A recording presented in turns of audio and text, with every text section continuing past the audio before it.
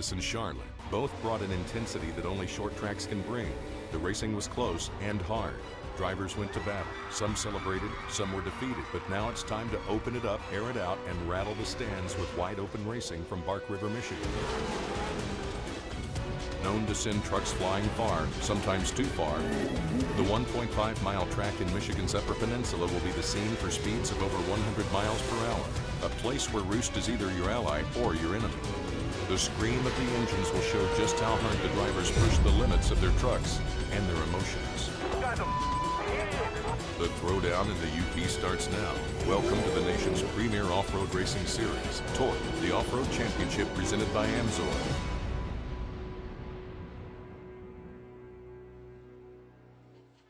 Welcome everybody, we're here at Bark River Int'l Off-Road Raceway in beautiful Bark River, Michigan, as the white flag is out for the Pro Buggy race now. And you know something, we're getting ready here. Myself, Scott Rayl, Robbie, and the thing is, what a fantastic day. The track is in perfect condition, and we're getting ready for what we call the throwdown in the UP here in Michigan. What a great day of racing. Yeah, the pro races are about to start. We're finishing up, taking the checkered flag in one of our sportsman's classes. Those of you watching from around the world and the people here in Bark River going, what do you mean? We've been here all day watching racing. But we'd like to welcome everybody watching around the world on YouTube channel as well as on Motortrend. So you've been watching us throughout the day watching sportsmen. We still have the pro action coming up here very shortly. Oh yeah, but before we got the pros, we got a couple of sportsman races. And the cool thing is we've got the little kids coming out here. The short course karts. They've never raced it before, and we're going to bring them out here in just a little bit for the first time ever. Whatever we have remaining, you will see it on the internet. And welcome everybody. I'm Robbie Floyd. This is Scott Rain, and it's a great day. It's a cool day. It's a chilly day. You might be down in Texas, where I'm from, and saying, man, it's 90-something degrees, but here it's probably in the upper 50s. Well, here's the statistic for you. We can talk about stats on racing all you want, but on the way here, somebody let me know that there's still 17% of Lake Michigan has got ice on it. We're in June. I think they're right at the end. Yeah, I think they're finishing that up. And we have a big video board here in case you aren't with us here live. But we have a video board. So everything you see on that video board, for the most part, is the same thing they're going to be watching around the world. People in Europe, you know, you started getting texts from people around the world at our other stops when we were at Charlotte as well as Primm, Nevada. But we have a big video board. The ScreenWorks crew over there doing a good job. And that's what we'll be calling off of throughout. If we, looking from our vantage point, we can see about half of the track.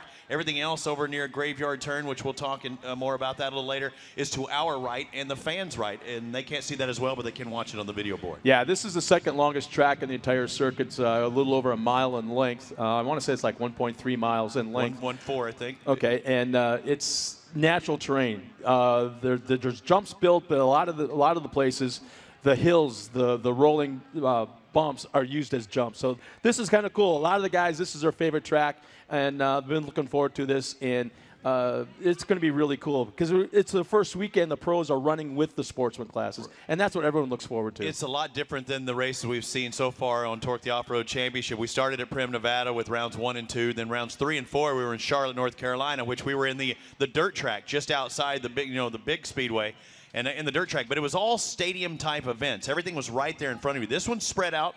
Longer lap times. I mean, what are we running? Buggies just a moment ago should be equivalent to the pro lights. Minute and a half, lap time. So considerably longer. If you're a motocross fan, this is very much like an outdoor motocross track compared to what we've seen before, which is more arena cross or supercross style. Well, that being said, like you said a little bit ago, that we're just finishing up the pro buggy race. You continue on. I got to go to the podium and do a quick interview of our top 3 finishers, so I'll be right back. All right, you can do that. And as you see the track preparation here throughout the afternoon, all of our track crew working with CAT Equipment. They're one of our official sponsors. But in between each one of these classes, they take periodic intermissions. Scott will go up there and interview what a great race we just had in one of our buggies, the pro buggy class. But they have to prep the track. You see road graders out there. You see front-end loaders. They do everything. We've had several races today already. They had qualifying earlier for the pro races. That's what we're on Motortrend right now going to be talking about that. I believe we still have at least 1, maybe 2 more of our sportsman's classes. I think a little bit later we'll see the super stock truck starting grid, which I think like 16, 17 trucks are going to be in that. But right now it's a little bit of track prep. And we'll be kicking things off with our final sportsman race of the day. I'd like to welcome everybody here live. It's my first time to Bark River, Michigan. It took me a long time to get up here from the state of Texas, but I've heard a lot about it as well as Crandon. and it's a very nice facility. It does remind me of my motocross roots, and I hear they have quite the motocross contingent up here in this part of the country as well. But you see the guys lining up, getting ready for that final race of the day, as well as the pro lights coming up. For the pros, we have pro lights, of course, the pro two-wheel drive and the pro four-wheel drive. It's already been a busy season so far. We took a break. This race originally wasn't supposed to be here. We actually will have 2 events in Bark River, Michigan this year because due to the weather they had in the Midwest around St. Louis, they had to move it from that facility, and these guys picked it up, and good to be here, and we'll be here twice this year.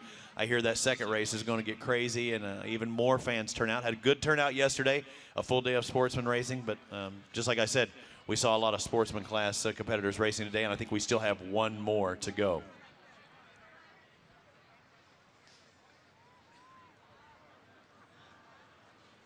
Again, there's taking a look at the hill. Quite the observatory you have here, kind of an amphitheater seating where you can bring your lawn chair, sit on the hill, but also thousands of fans could sit up there in the stands as well. And those in the upper left-hand corner, as you look towards the stands, they can actually see the back portion of the course. Ricky Johnson, you know, the 2-time Torc champion in the Pro 4 class, gave me a little golf cart ride on the backside. I know the course workers are going, who in the heck is out there on a golf course in between the races? But when I'm riding around with Ricky Johnson, I feel pretty safe that, you know, he knows what he's doing. But that's what it looks like from the back portion of the course looking back up. Some elevation changes here, a lot of off-camber turns. We haven't seen much of that. We've seen mostly the U-style racing, like an Amsoil Arena Cross, which I get to cover during the year. This will all be televised on the NBC Sports Network. I'll get you those dates and times as well. 2 great shows already so far. Have not had any runaway races in any of the classes, but it'll be on the NBC Sports Network. Tess Sewell will be doing the play-by-play, and this week will be Ricky Johnson will be doing the color commentary with Christy Lee down in the pits, as well as Tony Bachhoven. Hadn't seen Christy, but Tony Bachhoven here as well from his roots at the Knoxville area.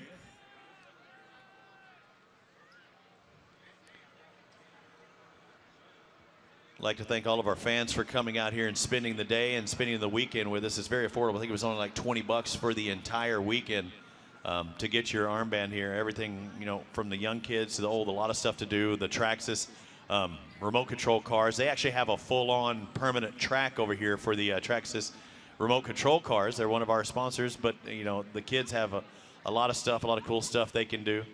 A lot of vendors here as well. Talking about, can you?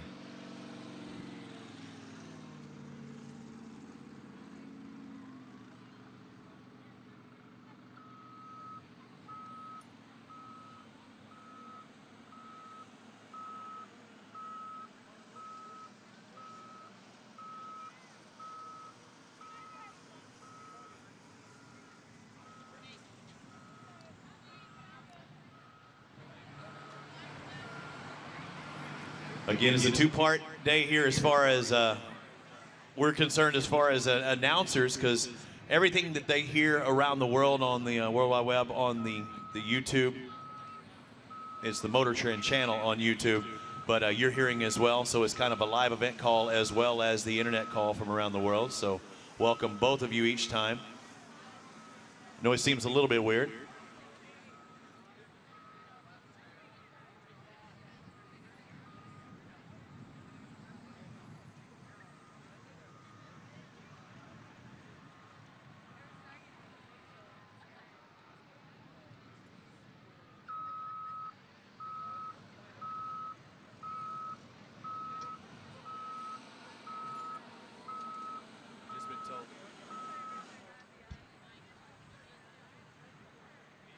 Well, race fans, we got top 3 finishers up here in our Pro Buggy division, and kind of a cool thing going on.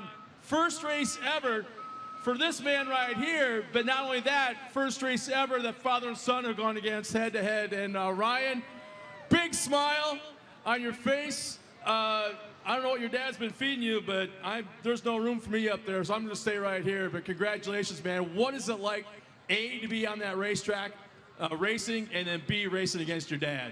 Yeah, it's pretty awesome doing that, and it's a lot of fun. So yeah, I gotta thank him for letting me run his car. He got the old one, but it seemed to work out for him. So now, do you kind of, as big as you are, you kind of look down on your dad? Did you kind of like force the issue, Dad, I am racing? You have no choice in the matter? Oh, no, but he knew. Nice job, man. Thanks a lot. Let's swing over here to second place. I think I got a new nickname. We haven't had a chance to talk a lot in the pit area, but I've been talking to your crew guys and the car owner, and I think the nickname that probably will fit.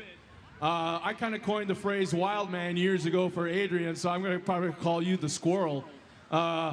Obviously the fastest car on the track out there, but you reel in the leader, but then something would happen, you loop it a little bit, and then get back on the track and reel them back in, but then they get squirrely again and have to reel them back in again, and then get squirrely again and have to reel them back in and squirrely again. And but Larry, congratulations, man, on the podium. You look pretty fast out there today. Yeah, I had a good time. I got to thank Mark and Megan Kavami for giving me this awesome popcorn Sutton Tennessee White Whiskey Real Tree car. It was a good time. I don't know if I'd call me squirrely or just guy who can't make one lap without making a mistake. My hat's off to Scott, though. He ran a great race, and he didn't make one mistake the whole race. And every time I'd get close to him, I think he had extra mud that he was throwing on my shield, and I kept, just making mistakes. It was my fault, and like I said, the car was good, everything was good, but I had fun, and we'll be back tomorrow to give it another run. Well, before we go any further, I should probably ask you, I mean, for the fans that don't know or aren't familiar with your resume, kind of let us know about what it's all about, who you are, where you came from, because it's very impressive to begin with.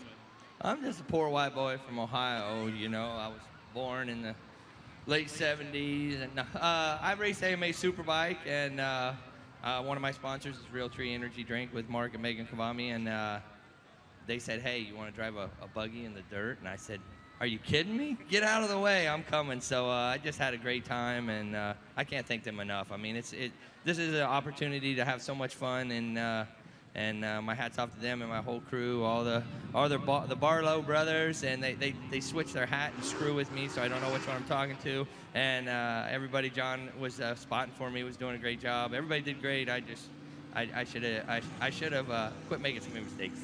Well, it's kind of would be a fun pit area because not only do you have the wild man under that awning, you've got the bootlegger and now the squirrels. So great bunch of guys to hang out with. Congratulations, man, to the second spot. All right, thanks a lot.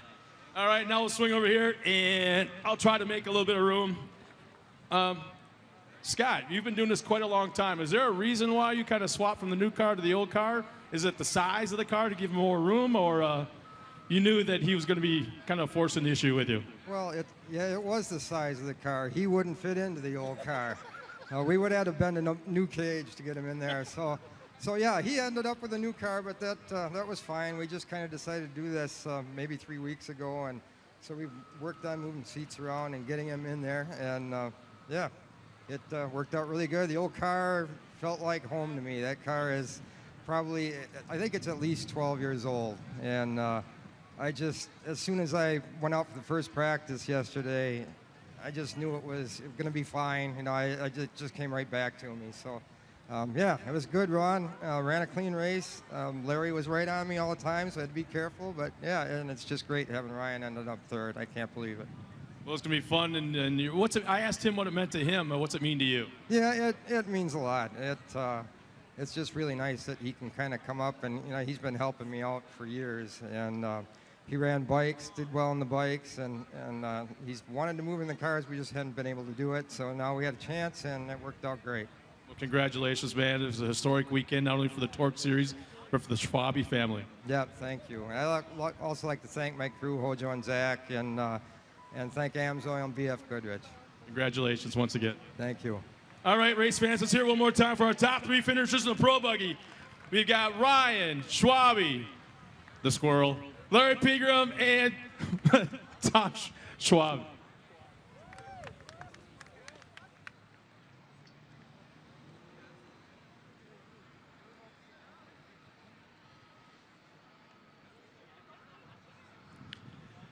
So that's it. I can't believe Scott just called Larry Pegram, with all his accomplishments, a squirrel. But that is funny. It is good to see Larry in the four wheels here. You see him with that Mazda Road to Indy deal, so he's done some four-wheel, open-wheel stuff before. So we're going to step aside for just a moment. We're at Bark River, Michigan for the throwdown in the UP this weekend, rounds number 5 and 6 for Torc, the Off-Road Championship. We still have another sportsman class to go, but we'll be back right after this.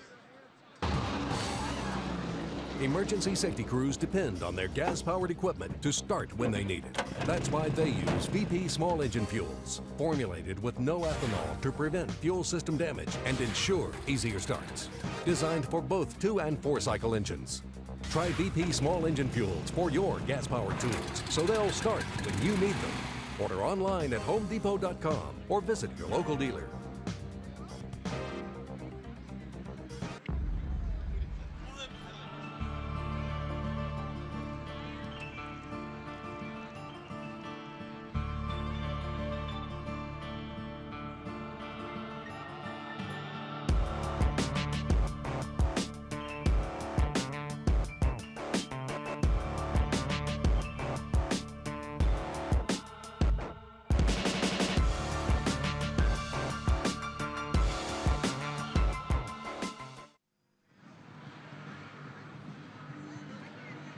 Back here to Bark River, Michigan, part of the throwdown in the UP weekend as we get ready for our next race, the Super Stock. And I call these guys, these are the bad boys. These are the MMA guys. They go out there, it's a stock chassis. Of sportsman racing. Yeah, the sportsman series, yeah, exactly.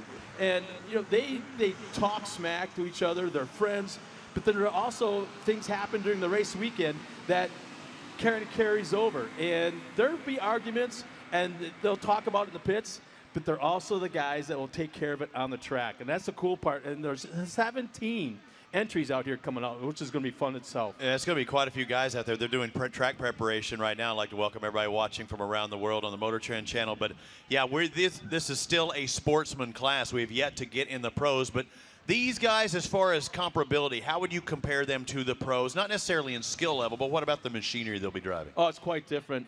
These almost look like trucks you could buy off the showroom floor.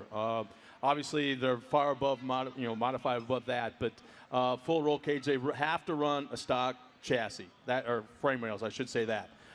That's the biggest thing. I think all the suspension components have to maintain the factory locations. They can do some modifications. They can add a couple shocks, maybe run coilovers. Tire change. Different tires. But they have to be, I want to say 15-inch wheels, I think, maybe 16-inch. But they have to run tires that you can buy off the shelf. That's the biggest thing about this class. That's the big equalizer there. They can do some modifications in the motors, a lot of motor work they can do. But these things are very fast. I mean, they've really developed over the last couple of years. But typically, you're saying that this is the upper class of the Sportsman Series or the Sportsman Tour. If you were a sportsman guy driving, this is the top shelf. This is the highest level. This is actually, I don't want to say a step down, but yeah, it's called the Super Stock. We have a Super Truck, which is like a detuned Pro 2. Those are the bad boys of the Sportsman Series. So what are we talking about money-wise? If somebody wanted to start this, because again, Sportsman, these are wekind warrior guys. These are guys coming out traveling all around the region and stuff.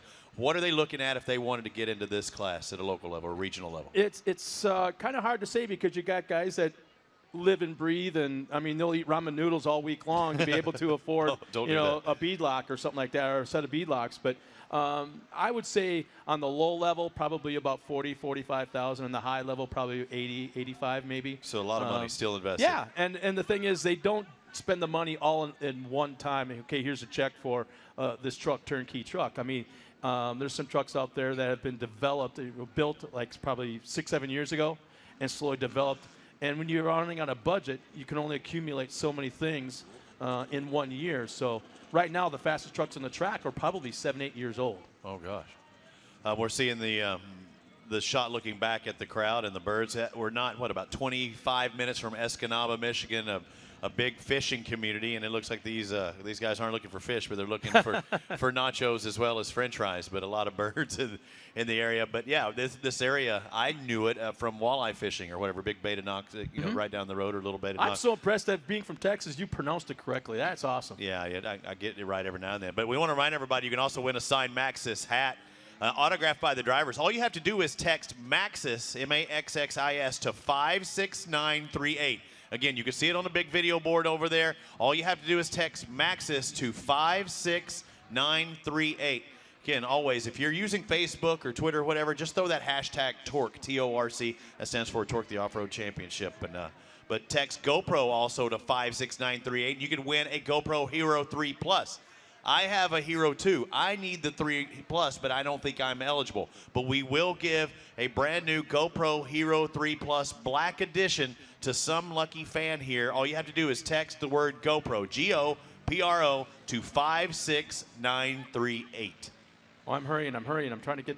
I don't think you're eligible, dude. I'm still going to try. What the heck? But you can win a ride-along. If you think it's cool watching them, you ought to get in the truck. I've got to do this. I got to do it at Charlotte. But you can also ride along with the drivers if you text the word Torc, T-O-R-C, to 56938. So 56938, that's the number, no matter what. And then you just, put your own little hint in there, whichever word it is, and this time it's Torc. If you want to ride around this track in the pace truck, you see that red truck, that's our Torc pace truck.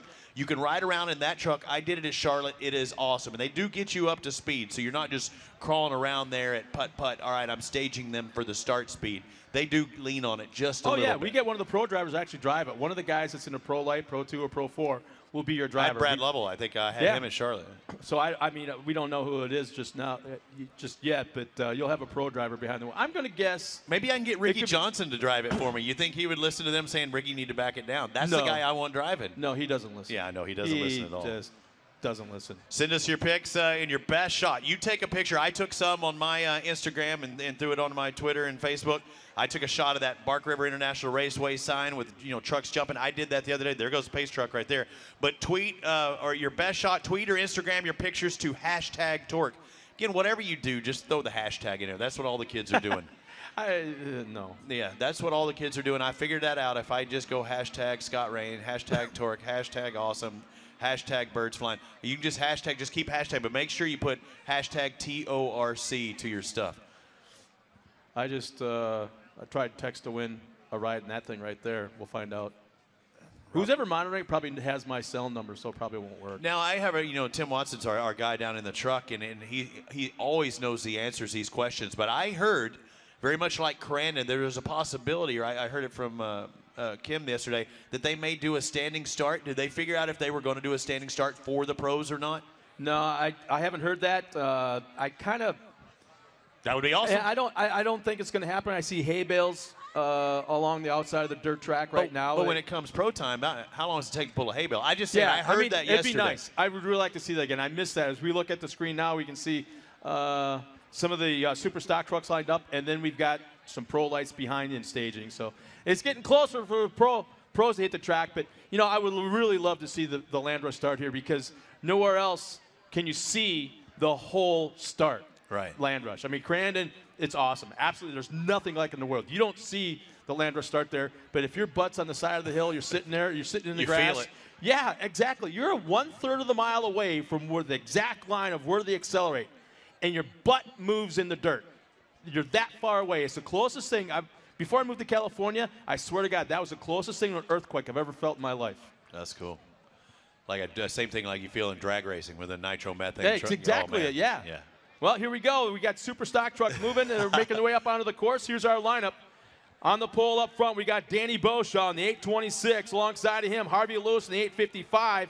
Matt Dale is out there in the 877, along with Rob LeGrand in the 870. Jeff Fannin in the 804, running Parsons Chevrolet sponsorship. Haven't seen that name on the side of a truck in a long, long time, that logo, which is really, really cool to see again. Alongside of him, big boy Gatlin Keener. And you thought that Ryan Schwabe was big. Wait till you see Gatlin Keener. Bigger? Oh boy, yeah. I didn't know it was possible. Farm boy making good out here on the racetrack. He's out there in that orange 886. Alongside of him will be the 851 of Larry McKasick. And in the 8th spot will be Tom Varner in the 837. Jay Schaefer's out there in the 887. Along with Mitch Doors back, starting the 10th spot, the 897. Nick Bing finishing second yesterday in the 833. And yesterday's winner, and the only Dodge in the field, is Don Demley in the 885. Starting that 13th spot is Garrett Laurer in the 819. Scott Heikkila. Heikkila? Yeah. Heikkila. It sounds like a finish name. Yeah, I was going to say that. Yeah, 899, he'll start 14th. In the 15th spot will be Dave Schneider in 811. Matt Torc in the 827, starts 16th. And finally, Troy Shaden will start off 17th in the 829, well back in the field. And, you know, as they come around the hill here, just listen to those motors.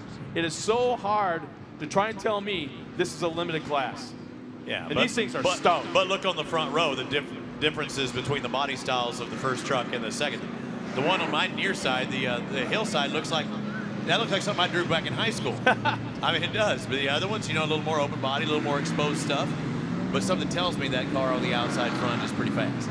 Yeah, I mean, there's not a slow truck out there. And it's, I mean, you'll see some guys that are probably old school, maybe limited budget.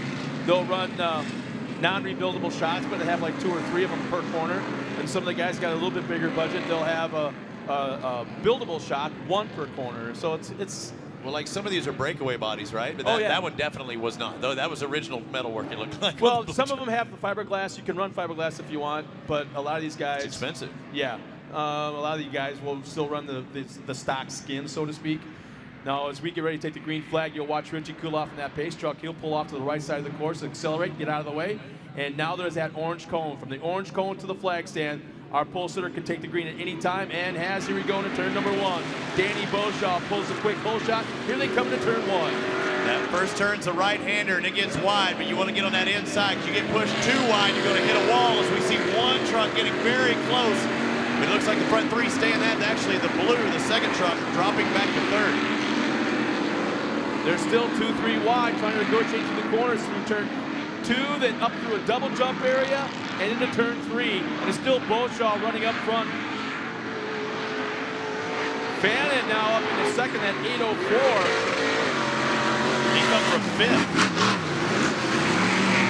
Looks like 877 and Dale Matt back in 3rd. That was the one who was in second, dropped back just a little bit. Again, I don't think we have the correct timing and scoring up in here. These are the the sportsman classes, so we'll try and get you the best we can in the super stock truck class, but we're having to do it from my side. The transponder's not necessarily working on all the trucks. So what we call the cemetery turn, right here in that left-hand long sweeper, just to the outside of that, outside the fence, is a small local cemetery, so that's why we call it the cemetery turn. Here they come towards the Cooper Tire Hill.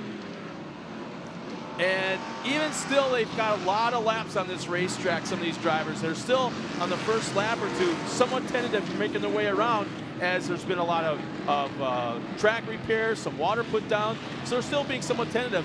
Lap 1 and 2 will not be the fastest lap of this race. Wait for probably lap 7, 6, or 7.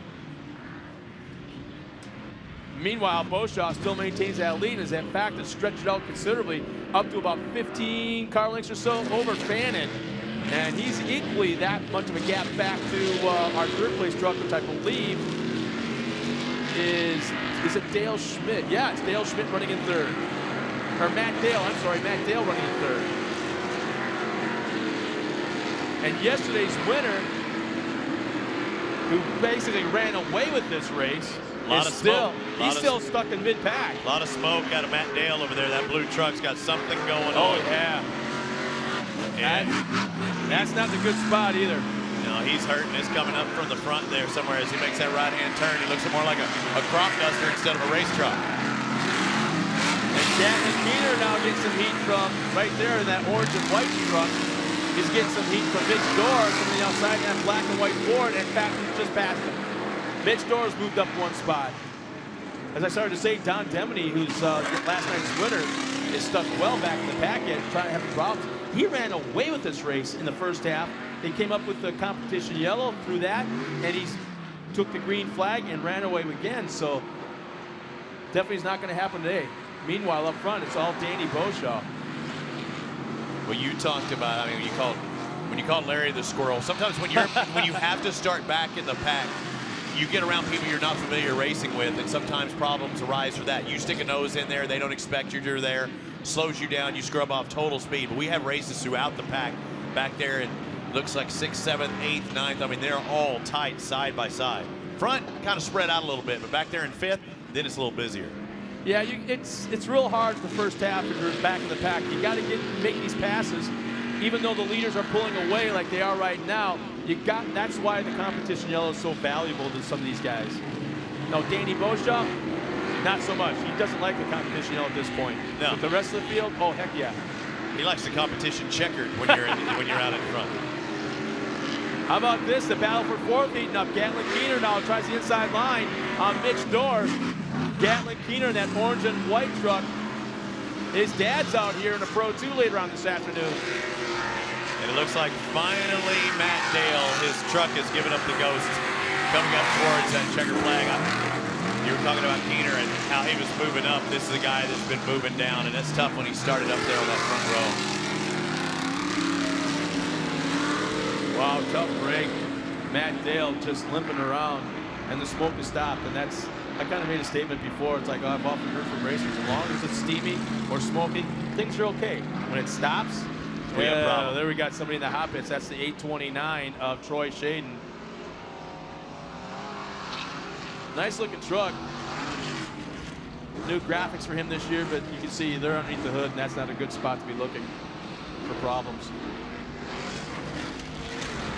But man, how about this? Look at our leader. He has all been checked out. Fannin right behind him. Is he still probably about, 20 truck lengths back? Yeah, the lead of about 4.5, 5 seconds. He had a 3.8 second lead. Beauchamp did, or Beauchamp. How do you say it, Beauchamp? Beauchamp. Beauchamp. Do you still have the M&P in there, Beauchamp? Mm-hmm. Yeah. Okay, just checking. Oh, I got my hand slapped years ago about that. Yeah, I want to make sure. Beauchamp. Jeff Fannin back in second, but I think he's losing more ground. Now, if I'm Beauchamp, I don't know that I want to push it too hard. Don't want to strain the equipment. First, see, there is no MP in the bottom. I told you. No, I asked you that. No, in the spelling, yeah. Oh, no. Not in the pronunciation. Oh, I'm saying it. Okay, good. There's always a woman to correct us. Yeah. Always. A wife, girlfriend, neighbor, sister, don't matter. Well, if I were Beauchamp, I don't know that I'd lean on the equipment a little too much when you got a 5-second lead. You don't want to put a hurt on your truck when you know they're going to get re-racked with that competition yellow. And I see another puff of white smoke coming from one truck as he heads towards that back section. It's tough. And things are starting to get dry. Oh, there goes Crop Duster straight in front of us. Is that Jay? Oh. Is that Jay Schaefer? I can't tell.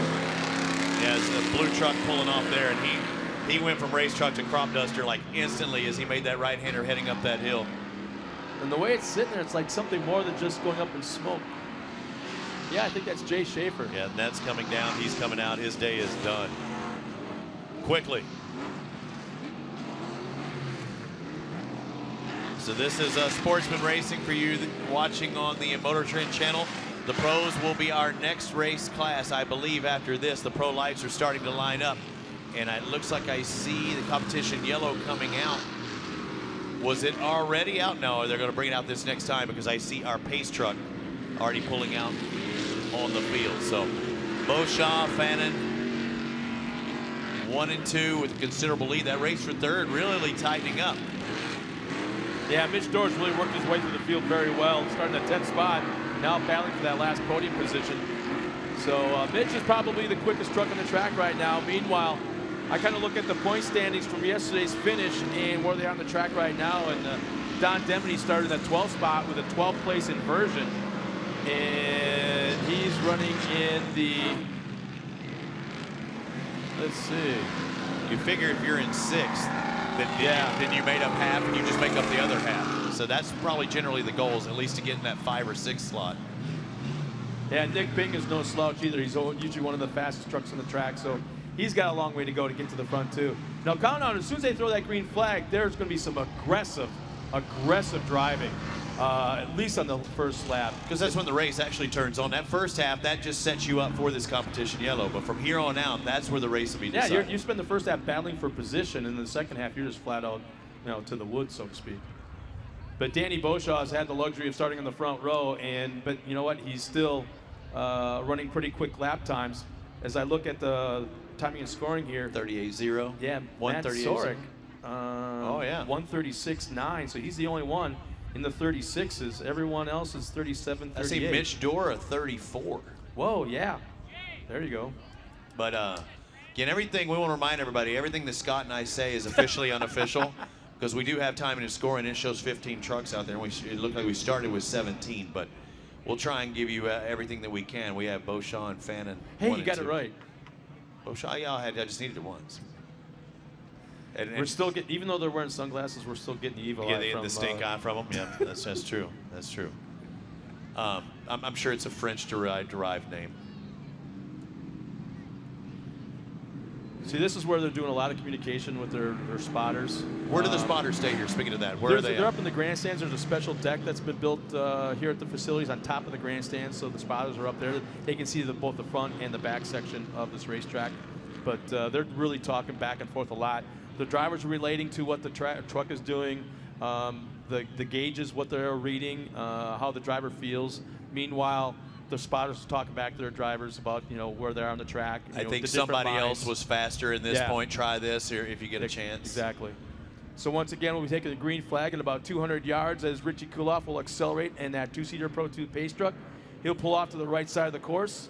And then Danny Beauchamp will control the pace of the field. He'll hit that orange cone. And anywhere around that point, he can accelerate at his will before they get to that flag stand. And we're back to green flag racing. He says now, is that Jeff Fannin that's in second unofficially on our sheet here? Fannin in second. Looked like he got a good jump, but lost a little ground as they make that right-hand turn. The first turn here at Bark River is a pretty strong right. Very wide, able to go 2, sometimes 3 wide. Beauchamp's trying to check out. Look at it. He's on the throttle. He's hooked up today. Man, some of the guys jockeying for position right now. Some ins and outs. Here comes Demony. He's inside of Gatlin Keener, now going after Torc.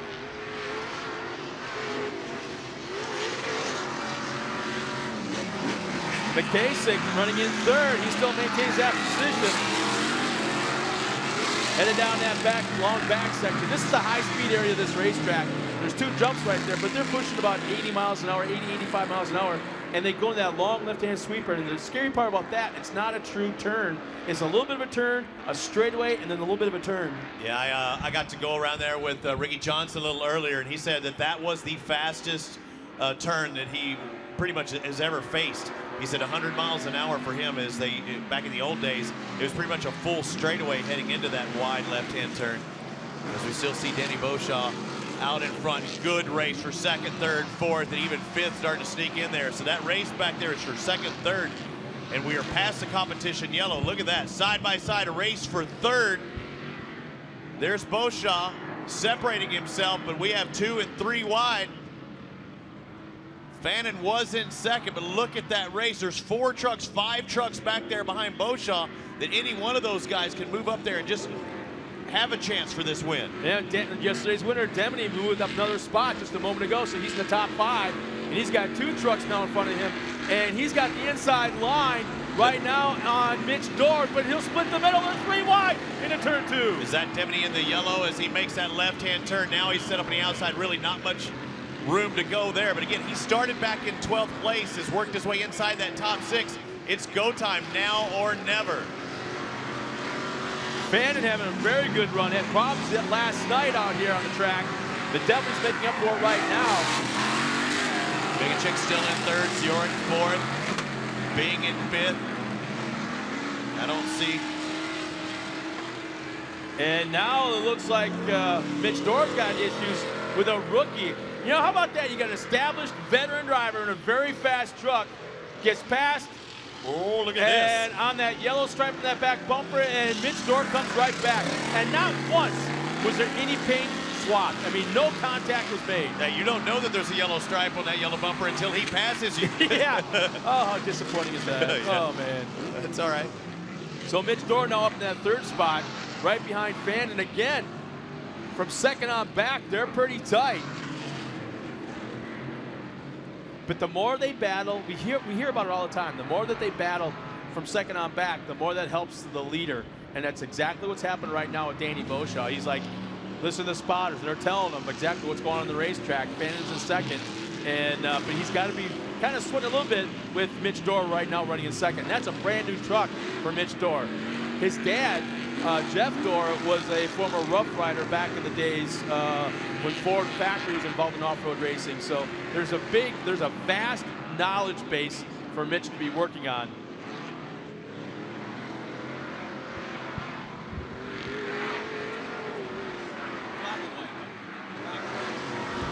So Door in the black and white truck. Again, I have him on my board. He's back in 8th. I know that's not right. He's up there in 3rd now. You're right. Putting a lot of pressure on 2nd place Fannin.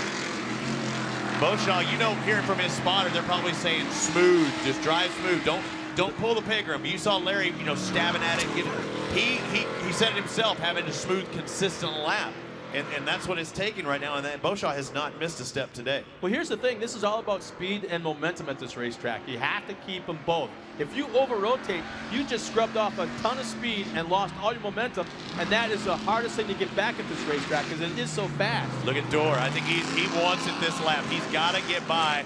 He's setting up to square to go to the inside. Door back in 3rd, trying to get by Fannin. He is about as close as you can get without making that pass. Fannin might be running a little more of a defensive line right now, maybe not the fastest, but yeah. Again, I don't know, Beauchamp really hasn't pulled away either. You know, it's a very interesting concept because right now, like you say, they're battling, but they're not gaining on our leader, and our leader's not pulling. In fact, they may be gaining on our leader. There may be something going on with Danny Beauchamp. Door now with a lot of drive, and you see Fannin starting to get a little squirrely there himself. Watch this left-hand turn, because Door had a pretty good drive, and he closes in. He's only about a half a truck length behind. Now make that right even with him going to that inside left-hand turn to battle for 2nd. There's the white flag. If he's going to make something happen, it's got to happen now.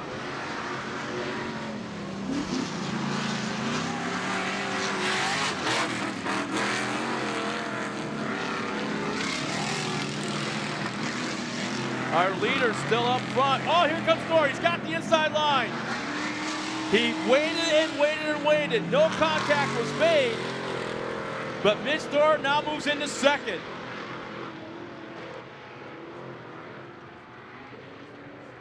Time could be running out, though, even though there's a little bit of a gap between Door and our leader. It's a big gap to make up in just half a lap. Danny Beauchamp, Mitch Door, that's to keep your eye on. Watch that gap. Let's see if it shrinks at all. I can promise you from a race we saw earlier today, you'll see Beauchamp take, he's really slowed down right there. He'll take the inside line in these last 2 turns, make Door go the long way around, but Beauchamp is starting to lose ground. Watch this as they head back into turn number 1, this long right-hand turn. First, we got the left. I think Door might have a chance with about 4 more turns to go. Yeah, there's only 2 trucks separating our leaders right now, and it's just between those 2. Door a little bit on the high side, kind of jumped over that berm a little bit, may have lost a little bit in turn 1. Now it's about 3, maybe 4 truck lengths. Danny Beauchamp has 2 turns, a double jump right here.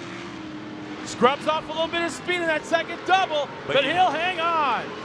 Make him go wide. Danny Beauchamp takes the victory ahead of Mitch Door. And Fannin, how about that? Fist pumping in this truck as he crosses the finish line. Hey, he was in 2nd for all but a lap and a half of that race, but a good run by him, a big plume of white smoke just after the finish line for one of our competitors up there, but a good race. And you have to think Door's going, if I just had another lap. Yeah, exactly. You saw how hard he wanted that one where I said he was close. He needed that pass about a lap before. He just couldn't get it done. So you can see right now the quick shot of our trucks crossing the line. There's Danny Beauchamp taking a checkered flag. Now he's a very active on the social media, so he's kind of fun to watch during the offseason, watching the progression of that truck being built. And it's kind of neat to see him on the 2nd race of the weekend at his home track on the top spot in the podium. You know, Taylor said earlier as we see these trucks exit, this is going to be it for our sportsman class, but Taylor told me earlier, I think tonight they're going to have the RC track. They're actually going to have a race over there at the RC track. There's a permanent track here. And tomorrow, I think people can register to actually race the pros, like Mike and Mark. And, you know, the Jenkins Clan and the Traxxas sponsored drivers are going to be over, Keegan Kincaid, going to be over there driving on the RC car track as well. So you see the turnout here, a very good turnout at Bark River, Michigan. It's our, 5th and 6th stop on Torc, the Off-Road Championship. We're about to kick things off here in just a moment. That's it for the sportsman class. As we come back, it will be pro lights, I do believe. They're going to have a little intermission with the UTVs and maybe some kid carts out there. We're going to step aside here online and watching around the world. This is Torc, the Off-Road Championship, the throwdown in the UP. I'm one of the owners for Total Chaos Fabrication. I'm also one of the drivers. We have to test our equipment. You have one opportunity to nab the money shot. I have to believe that it's going to be accessible and it's not going to fail on me. We'll travel with equipment like external WD hard drives. We have to trust that the equipment's going to protect our data. I have to believe in what I'm using, and I have to have trust in it. As the velocity of change in the world increases, so does the promise of opportunity. For over 86 years, we've stayed true to the belief that if you put quality in, you get quality out. No matter the job, our equipment is built for it. No matter the ask, our dealers are up for it. No matter the challenge, you'll be ready for it. Build on a company that's built for it. Welcome to the UP, those of you watching around the world. My name's Robbie Floyd. Scott Rain up here by my side. He's actually going behind the bleachers. Victory podium. Going to get an interview here in just a moment. We're on YouTube for the Motortrend channel, but also here live. A great crowd, great turnout here as Sportsman Racing is finishing up. We just finished a super stock truck race, and then we will actually have some UTVs out there during our intermission. So a lot to offer here. It's not just a pro race, but a lot of sportsman class racing as well. You see the fans in attendance, a big turnout, amphitheater type seating. The grassy knoll, no, we're not in Dallas, but a grassy knoll here overlooking the track. And there's some of the UTVs. We haven't seen those on any of the Torc Series events yet this year, but you're seeing the UTVs out there now. It looks like 3 of them. We started with about 6 or 7, but also some kids going out there, some kid carts, the starting grid. They had like 8 or 9, and we might see a little bit of those. Some of the future stars of the Torc Series coming up as well, but this class really been popular lately. I live down in Texas, and I see a lot of people starting to pick up these things and really pushing them beyond their limits. I mean, some of these are lower class UTV, some are upper class, but the original intent for these utility vehicles is not racing, but these are modified machines. And you can see what they do right there. They are somewhat open wheeled, not fully closed, so yes, you can hook tires, but these little guys are going at it.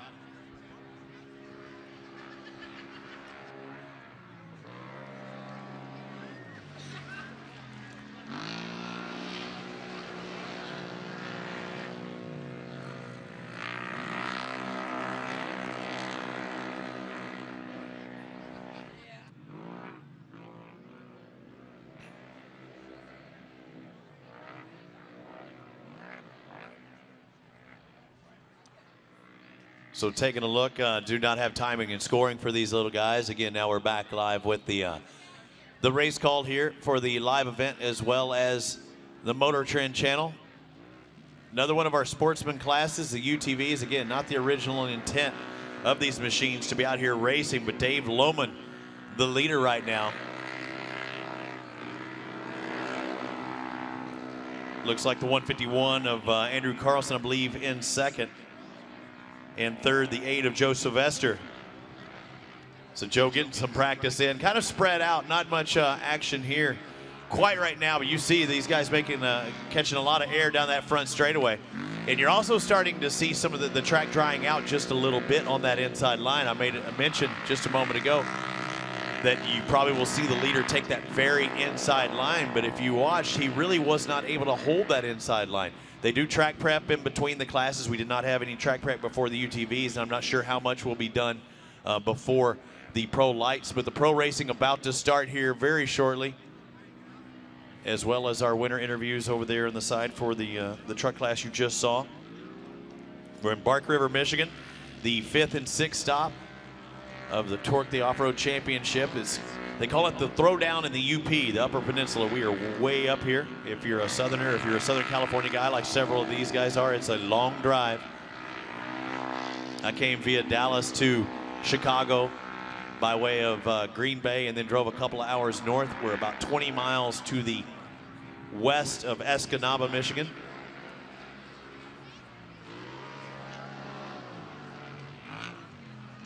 .151 trying to...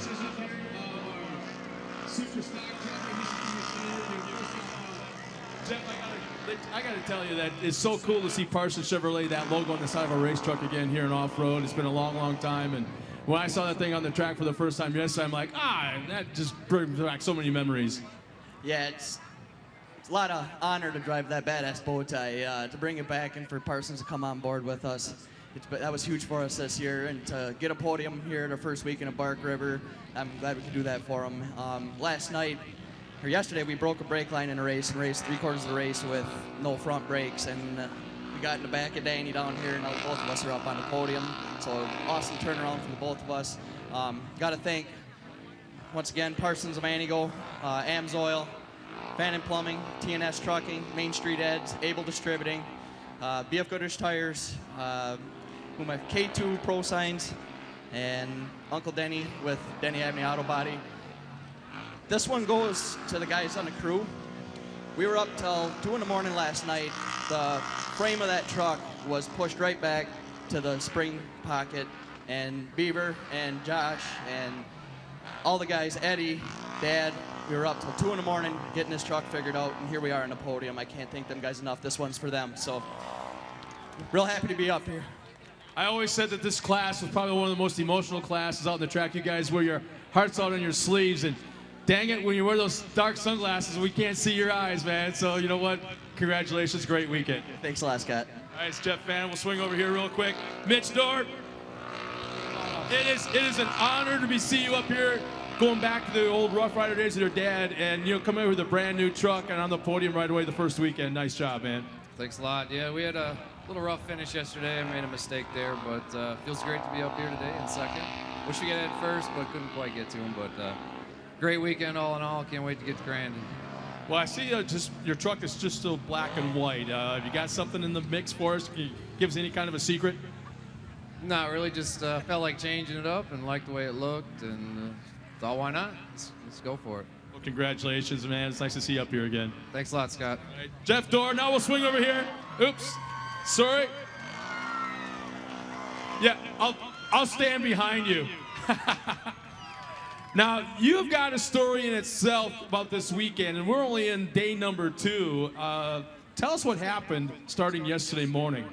Well, yesterday morning, we come out here to Bark River, hometown track. Figure everything is going to be good.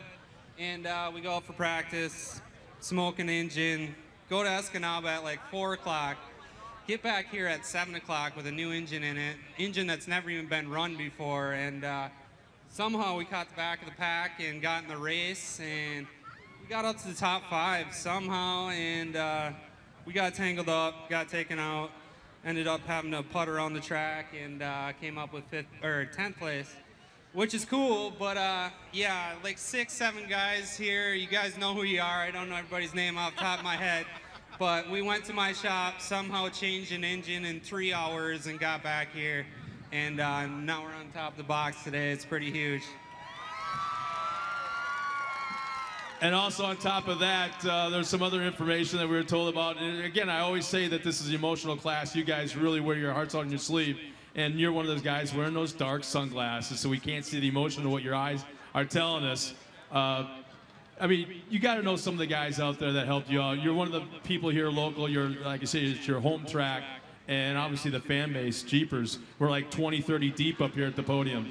Yeah, fan base is huge. I love everybody. Thanks for coming and watching.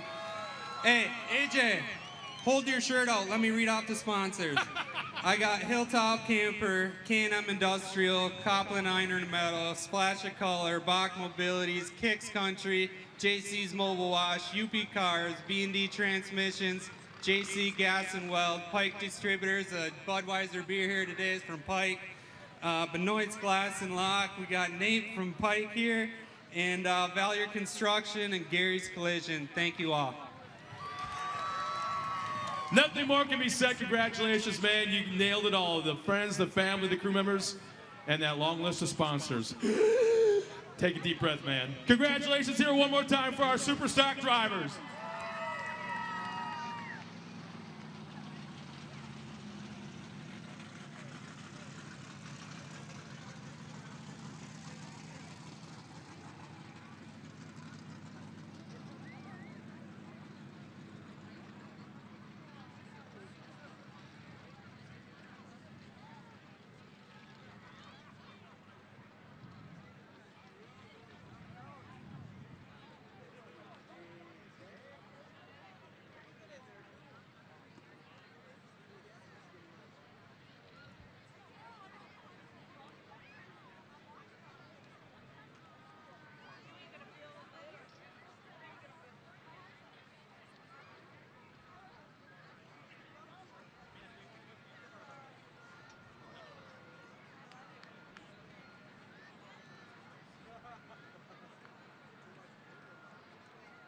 See them doing the track prep out there now. I believe that's it for our sportsmen. I know that we did have some kid karts that could possibly race.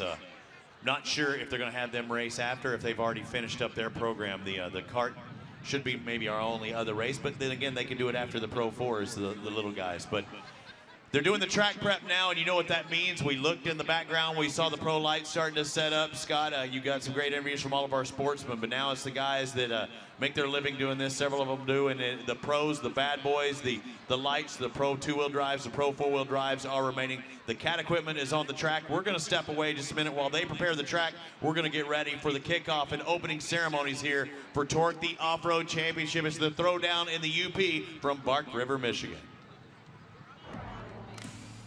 When you take that checkered flag and you're standing top on the box, you're proud to have AMSO on your shirt.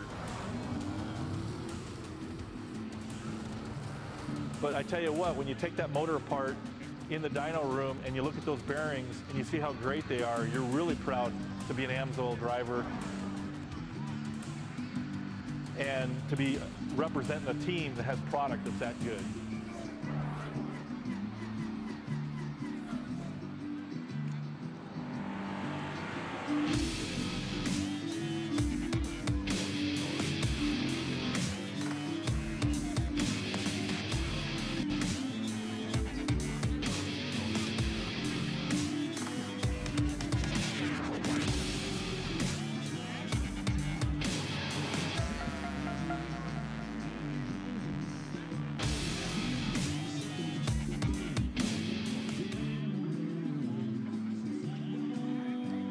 Well, welcome back once again to beautiful Bark River in northern Michigan.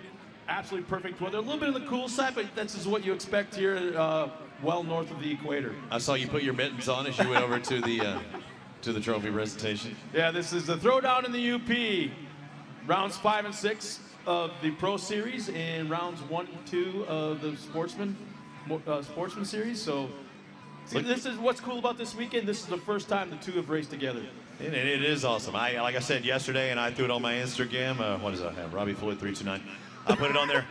I saw when I got to see a Cutlass Supreme race against a Bronco, I knew I was in the right place. I knew I like Daddy's home because I was like, that was awesome. There's some real grassroots racing. Wait till we get to Crandon, and that class will be even more. So there'll be a bunch of sedans out there in that racetrack. I'm loving it. I'm loving it. I like this track. The track where our Cat crew's out there. All of our equipment provided by Cat. The short name for Caterpillar, but they're refreshing the track. They'll throw some water on it. The track's held up very well today. They said this is about as warm as it's been all year. I can promise you, although I heard the mosquitoes get strong out here, I promise you there's going to be a lot of sunburnt people at the end of this weekend because it is sunny. It'll sneak up on you. Oh, it's not. It's cool, but it's sunny. Yeah, it happens every single year, and it's not a surprise to the people on the hill. It's what I love about Bark River is the same people have been coming here, sitting in the same spot of the hill since I can remember. And I've been coming here since like 1994, 95, something like that. When you were 4?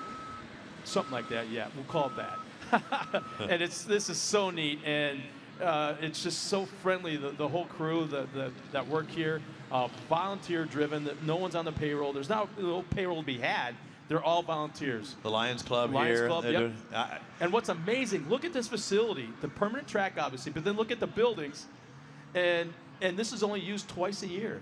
Really? That's it, just twice a year. And it's just such somebody said the motocross is good. They don't have motocross at this track, do they? Really? No. Oh, okay. All right. Somebody told me that, and me and RJ looked at each other like, I don't know, man. You get some serious head shake because of all the straight. Need to add a few more jumps out here. But yeah, no, it's awesome. I mean, nice scenic, hillside. Kind of spooky when you have a graveyard as you make your way into the thing, but they call that graveyard turn. And it is, Ricky said that was the fastest turn, period. He said like 100 miles an hour as you make that left, for them. And it's kind of changed throughout the years. Now they're making almost like whoops and little jumps down to it. But it used to be a flat-out straightaway going to that left. Well, but it's off camber a little bit on that outside. One thing that you're probably not aware of if you haven't had a chance to walk the track or ride in a I did on that golf side. cart is in the middle of that long left-hand sweeper, it's a hump. There is a drainage ditch. And we actually had a driver, quite a few drivers, go in, lose control in the high-speed area. In fact, we had a driver last year. Lose control in the middle of that turn and actually was upside down in that drainage ditch in about 4 feet of water. And so you got all these obstacles, the high-speed area, the outside retaining wall. A lot can happen down there. It's not a matter of just skimming off the outside retaining wall. Oh, you don't want to. If you hit that, you get sucked into it and you're stuck there. It's not a matter. And the thing is, then you're throwing that drainage ditch. Yeah. If you clear that obstacle, to make the next left-hand turn, there's a cemetery. Yeah. And now where you want to be. Yeah, it's just kind of. No matter what, you don't want to be there. Oh, I gotta go. You got to go do the UTV podium. There's nothing like talking to Joe Sylvester, just hopped out of a UTV, getting ready to race today. Here you go. But yeah, I got to take a look around that left-hand turn, and it's over there towards where you enter the track. And there's that hump in it that Scott was talking about. There's a drainage ditch, but also it kind of makes it off camber. If you go inside, you square it up early, and you get on that inside, you can almost use that hump as a berm.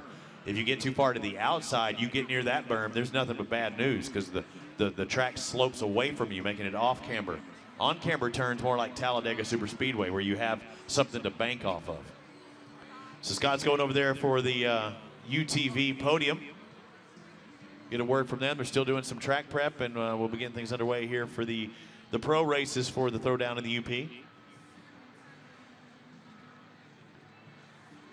Looks like they're doing UTV ride-arounds, and I don't know what that vehicle is, but it was hauling tail going up that hill.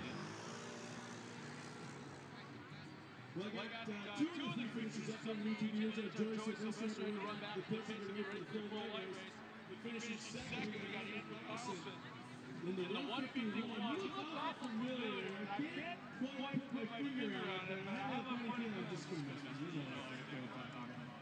How do you make the transition from snowcross into the UTV thing? It's still off-road, obviously, but you're one of the best snowcross racers out there in the world, and here you come racing the Bark River UTV. What's it like? Oh, it's amazing. I'm always looking for something to do in the summer. Racing and yeah, it's fun.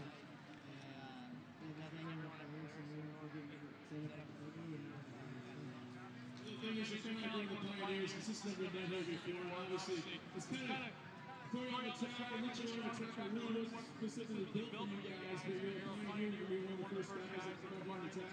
And the thing is, people were said the UTVs come out here, and you're going to have 15 to 20 of these things on the race, because you're one of the first ones on the track. Yeah.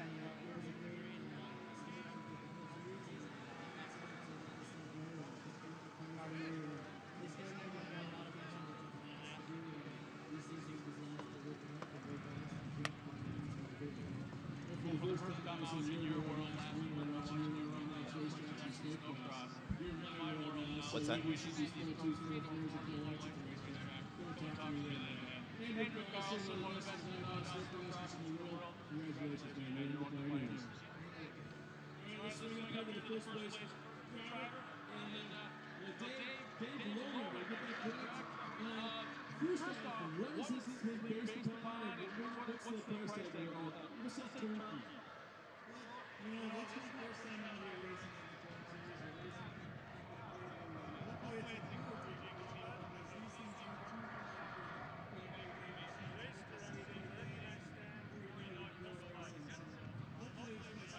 Yeah, those of you watching online, they're doing the UTV interviews. It's a situation that people do. You're one of the pioneers. I mean, we're the first one, so in a year or 2 years or whatever it may be, you're going to have 12, 15 of these racing. We'll be the first ones that can be the first one that ever roll with us.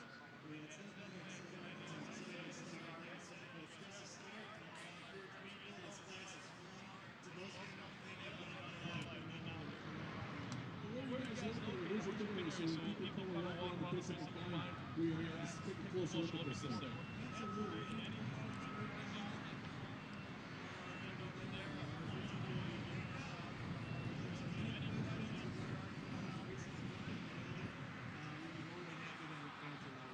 Nice job, man. Thank you very much.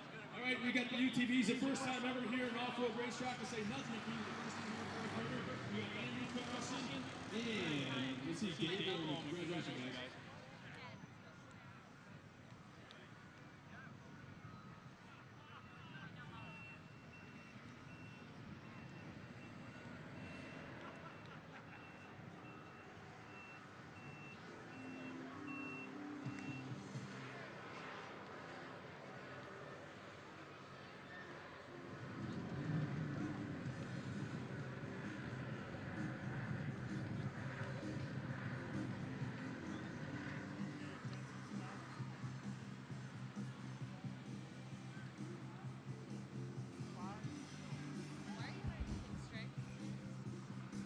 like that.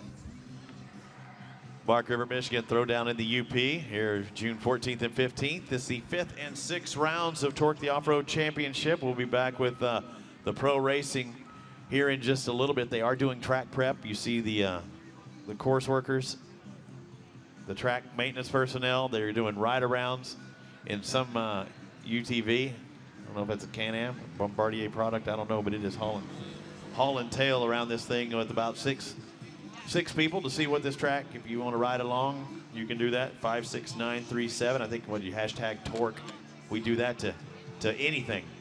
If you're watching, make sure you put hashtag Torc to anything here, not only in Bark River, but around the country for that matter.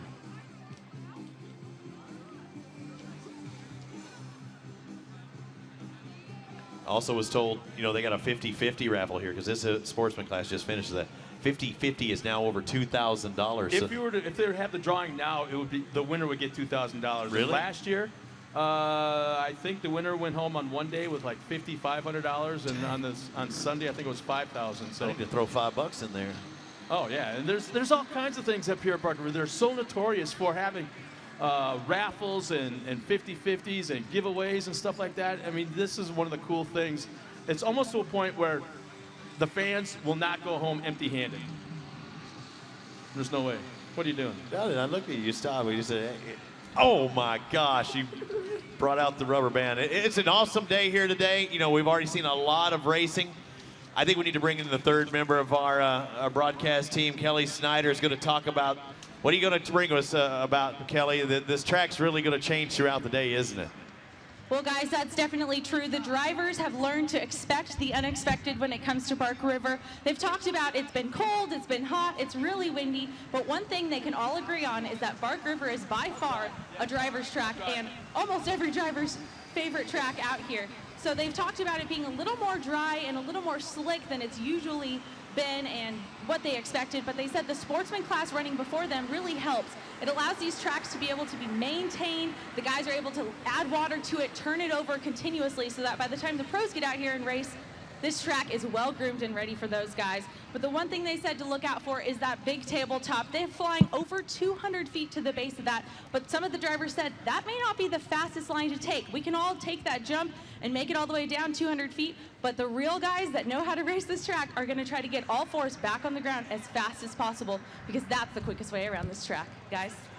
Thanks a lot, Kelly, and Kelly getting us all the scoop, and I was told she was going to talk about the track and stuff, and that's good that she talked to the driver, said it actually helps to have the sportsman, because I wouldn't have thought that, but if that's the case, if they can churn it up and turn it up and keep watering it, that will let the track hold a little bit more moisture. Oh yeah, absolutely, and that's what this track is all about is continuing maintenance. If you came here 10, 12 years ago, this thing was notorious for having like gravel and big rocks. Oh, nasty. And literally, I'm not lying, over 900 horsepower race trucks, as this thing passed us here in front of the hill, you would hear the tink, tink, tink, tink, tink, tink, tink, tink of little pebbles and gravel bouncing up into the cockpits and bouncing off the roll cage and the screens and things like that, yeah.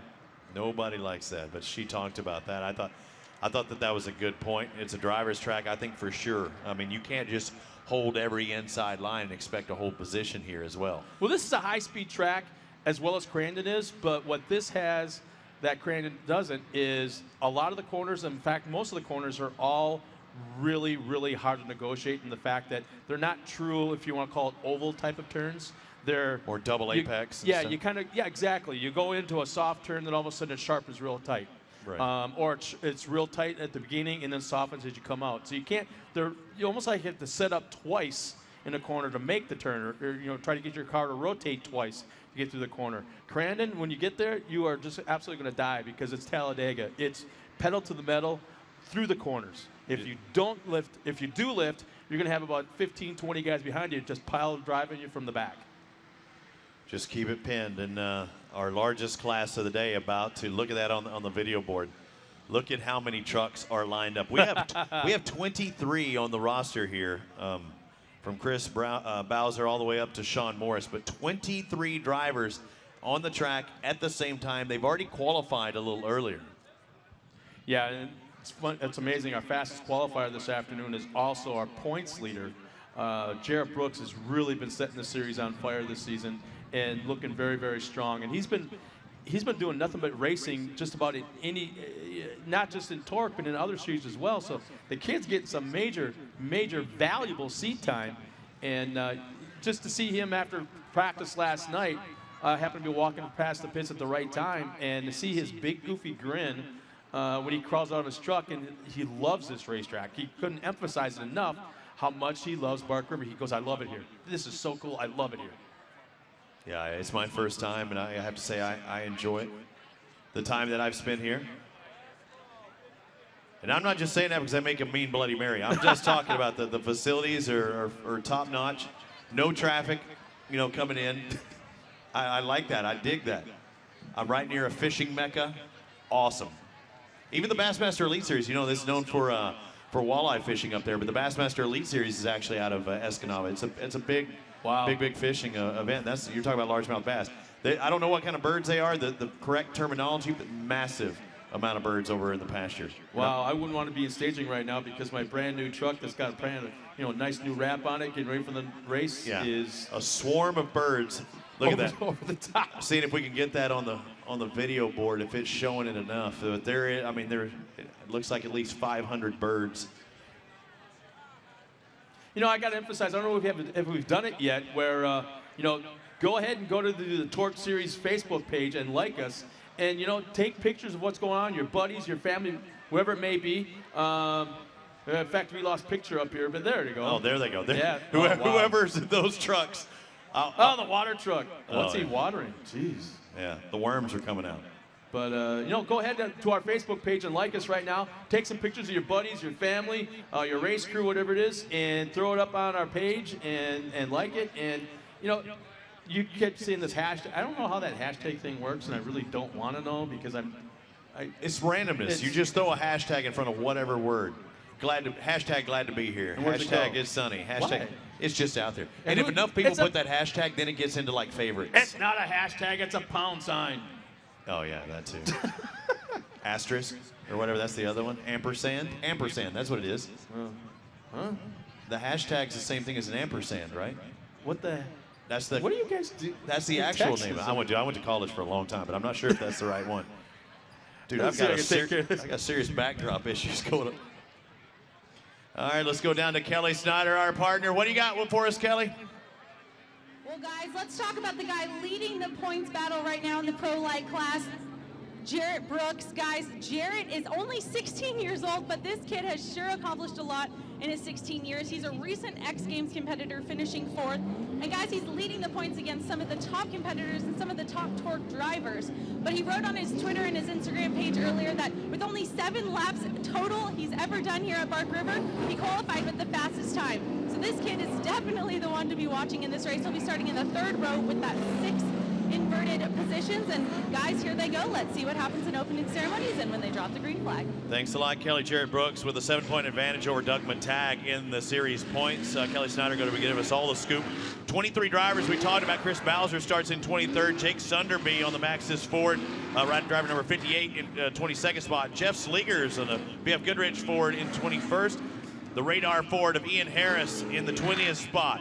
Andrew Cossack will start 19th in the Canati Ram. Bobby Runyon on the bodybuilding.com Cooper Ram in 18th, 17th. Jason Jennison, the Nissan on the Toyo Pro Power machine will be 17th. 16th, Randy Eller on the Maxxis Nissan, the Cooper Tires Ram of Joe Sylvester. We saw him just a moment ago in 15th. Mark Kleiman on the Kendra Nissan in 14th. I got to catch you on Randy Eller. It's actually Colby Eller, his son, racing this afternoon in his dad's truck. Tomorrow's Father's Day, so you know what happened? Dad told son, you're racing my truck, happy Father's Day. So it's kind of reverse presents.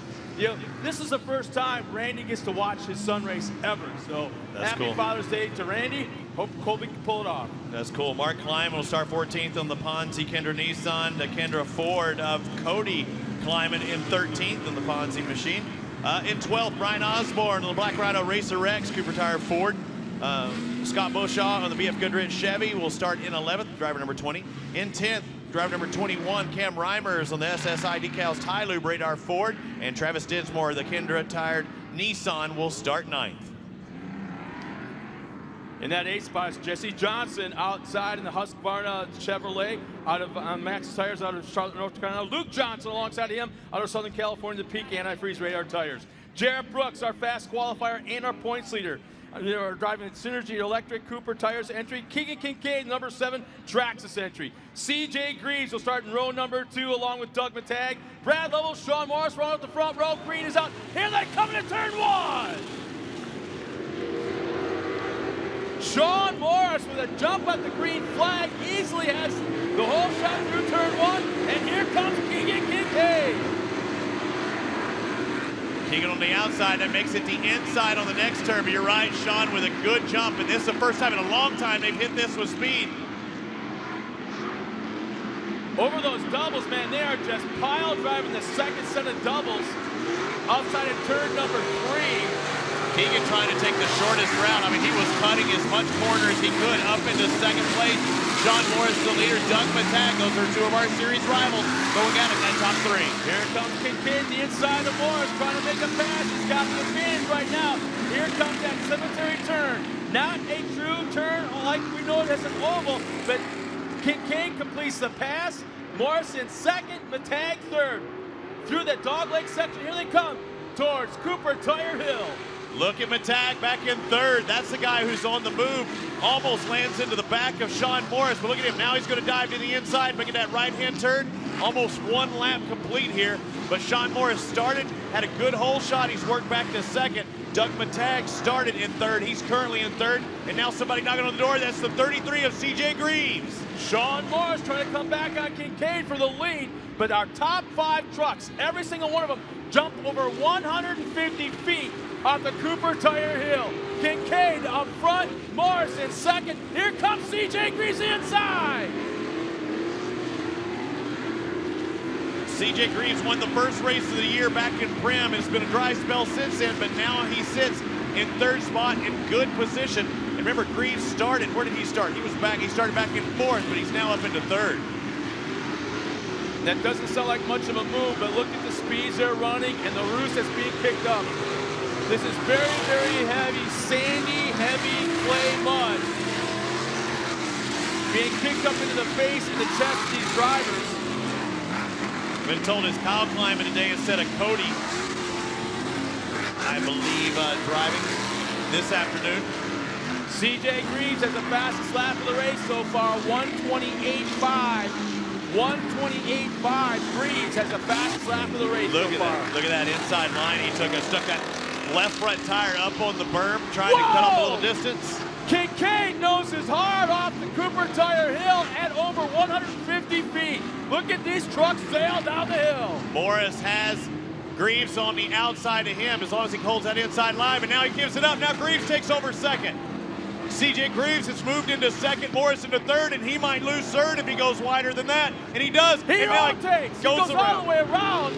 Man, he'll lose multiple positions, upwards of 5, 6, maybe even more, before he can get that thing righted. Morris goes from first to worst in the first few laps. The guy on the move is CJ Greaves back there in second.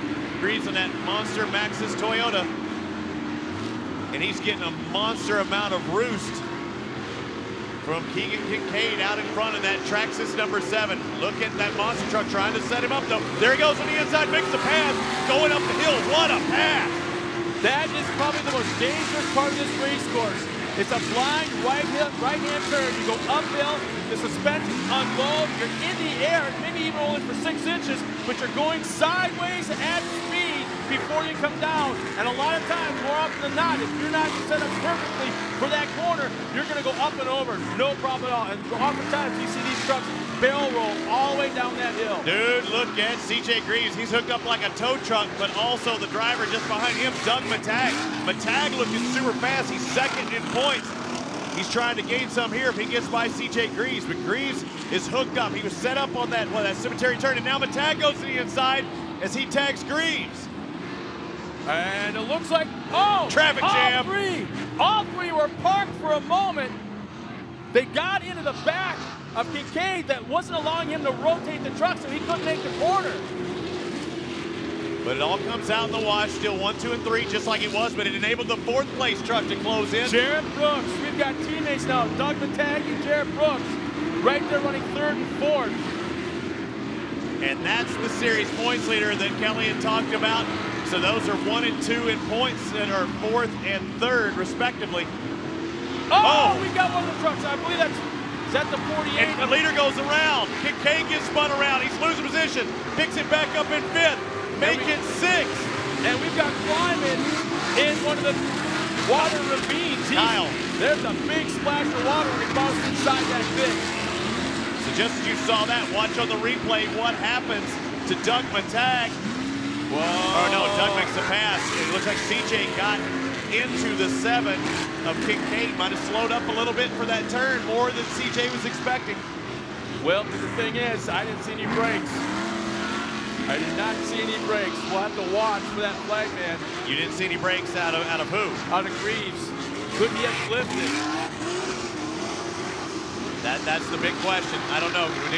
Did Kincaid get on the brakes too hard, or was Greaves just staying in it too hard? Right now we see Greaves out in front. Matag, Brooks. Luke Johnson has worked his way up into 4th on that lap. Luke has really put on a charge, and he had a problem earlier with his transmission cooler, and I don't think they were able to fix it. They tried JB Weldon, so he may be leaking a little bit, not sure. I don't see any smoke, so his track crew did a great job getting that truck out there, because he's in 4th with a chance to win this, because he's made up a lot of ground during this race.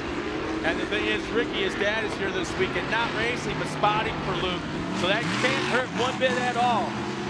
Remember, we have yet to see the competition yellow. Oh, black flag is out for CJ Greaves. There it is. CJ Greaves has got the black flag. He'll have to do a stop and go penalty, I believe, right at the Boston Oakland band at the top of the hill. You want to do it now before that competition yellow as well. Don't sit there and ignore it. Do it. Take it. Take your lumps and try and catch back in time. Now, how long do they hold them for that black flag? That I'm not sure of. I was wondering. The thing is, very tricky flag, man. He hit that black flag behind him the whole time, so no one can see it until the last minute. Wow. Does that change things?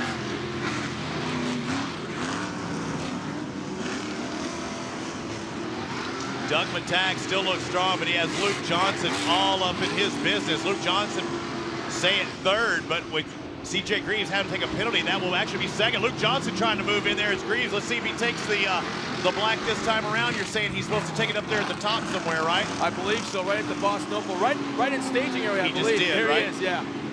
So there he goes. He makes his exit off track, and he'll have to pull back on whenever he lets him go. So now we got a race for the lead. Doug Matag with a 77 just behind Jarrett Brooks, and there is Luke Johnson in 3rd. Are they holding him? I wonder if they're holding him to the last car to lead lap. Oh, that's quite a penalty if that's the case.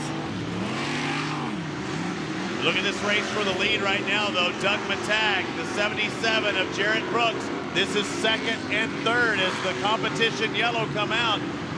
That's 2nd. They get 1st and 2nd on the track, but that's actually 2nd and 1st in series points.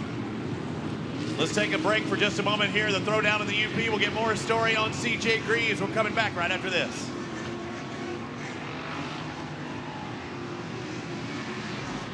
We had these torrential downpours, and these trucks are not designed to have another 2,000 pounds of mud put on them, and then you pack the radiators tight. We overrode the tranny gauge, the water gauge, the oil gauge, everything's pegged.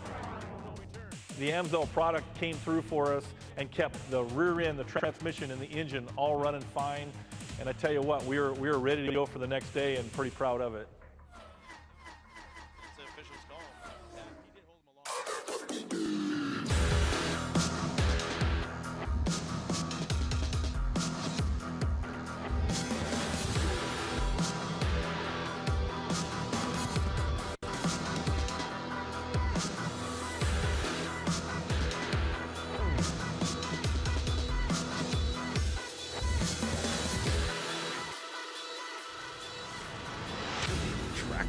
The fastest name in radio control.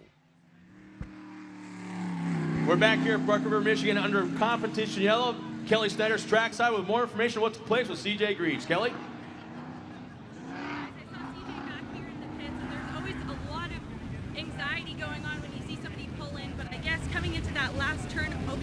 line.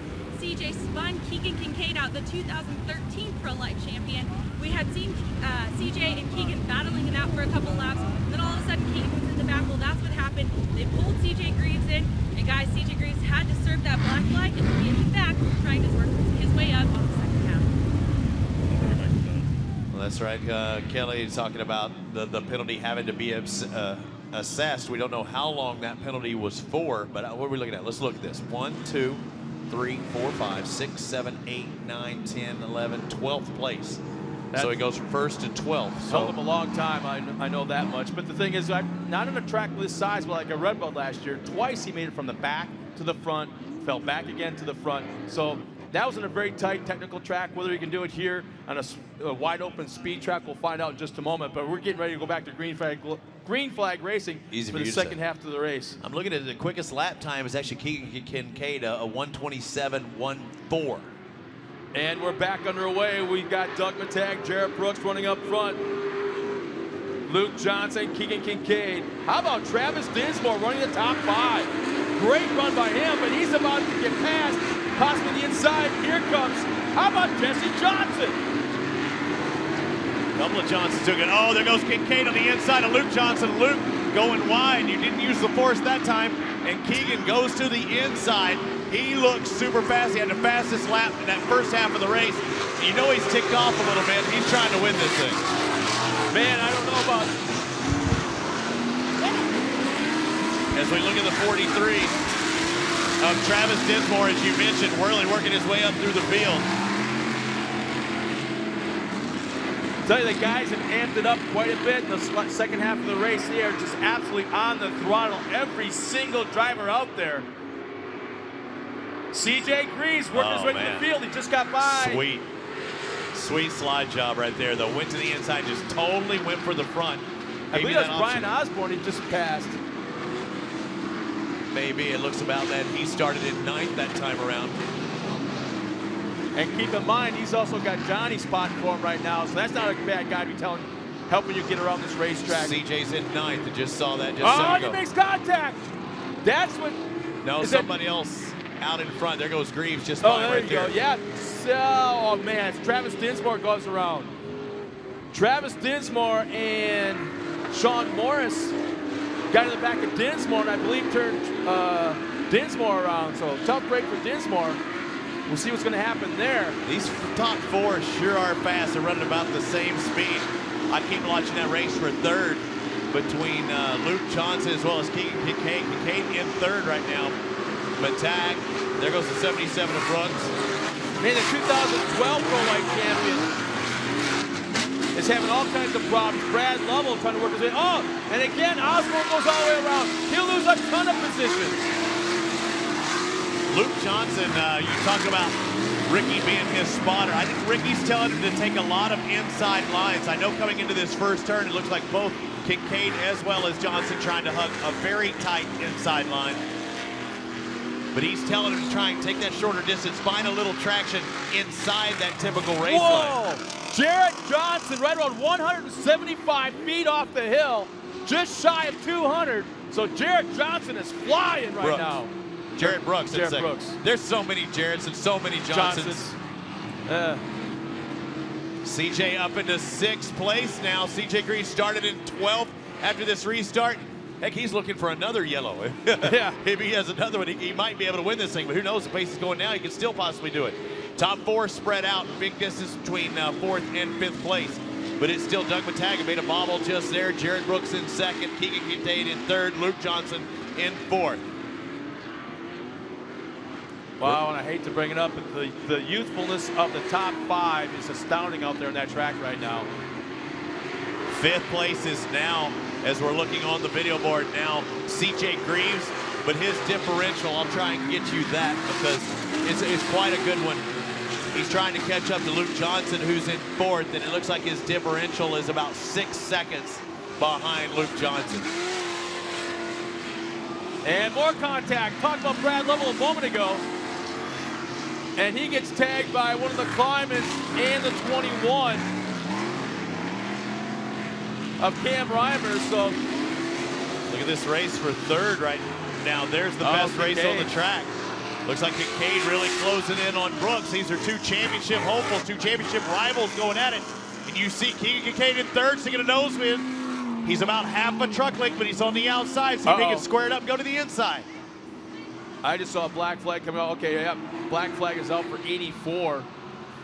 Chris Bowser. So Bowser pulls off the track even before he got the black flag. Look at Kincaid making his way down to that first turn. Watch this right-hand turn. It's very important. Look at Kincaid on the outside. He's been taking that inside line. If he can square it up, watch him. Takes the inside right there. That's where he was trying to get to, and look at it. Oh, but don't you think Brooks' guy said, hey, hug the inside. Inside. Keegan's coming inside. You got it. Don't let him cut underneath you. But he's opened the door this time. There it is. Kincaid gets around Jared Brooks. Our top three trucks now docking into the backside of this racetrack. Now keep your eye on the top three, and when they come back towards this hill, and it looks like we got a little fire coming out of number 84. That's why they pulled him over. They must have saw something. Yeah, I see the 84 over there, and a lot of white smoke in front of us. We're looking at the top three on board. Still, Matag, Kincaid now into second. Let's keep your eye on that hill. Here do they come towards Cooper Tire Hill. 150, 175 foot. Kincaid is flying down that hill. He wants the win. Whoa! He wants to be in the points lead ending today. He's got the points leader just behind him. Look at this. Going inside of a tag. If he can just nudge that truck just a little bit to kind of upset the handling of it just a tad, it'll push him to the outside, and Kincaid will go to the inside without a doubt. Are you telling him to physically tap the driver in front? Watch this. Here he goes. He's going to go to the inside again. He squares it up. He wants that inside driving out. That time he stayed around. Look at that. That might help. Ah, the sneakiness. Yeah, the inside door was open for the next turn. Still not there. He's going to get a good drive, though. Oh, he's getting good drive on that outside. Watch this. Oh, he's out of position. This could happen. White flag is coming out there. It's waving in the air. Kincaid, right rear flat tire. Yep. Right rear tire came off the rim right there. That explains it. Kincaid completely lost the whole tire. Blew off the beadlock. Landed so hard, he nosed it off the double. Landed sideways and ripped the beadlock right off. Do you think he got into contact at all in the left-hander before or not? I'll put it on the fact that it landed so sideways on the double. Yeah. Oh, that's right. Yeah, you're exactly right. So looking at the leader right now, checking out of this one. What a race so far. The 81 of Doug Matag. He was pushing the entire race, put himself in that position to take a victory. The man who sits in second in points just behind him, well behind, is Jared Brooks. Third, good race going on for third. How about back there. CJ going for the last podium spot? Greaves on the back bumper of Luke Johnson.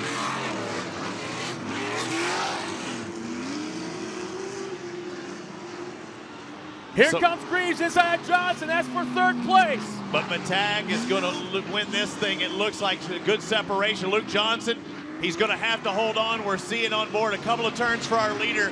One more right-hand turn here for Luke Johnson, but the 81 is going to take the victory. Doug Matag with one more jump and a left still ahead.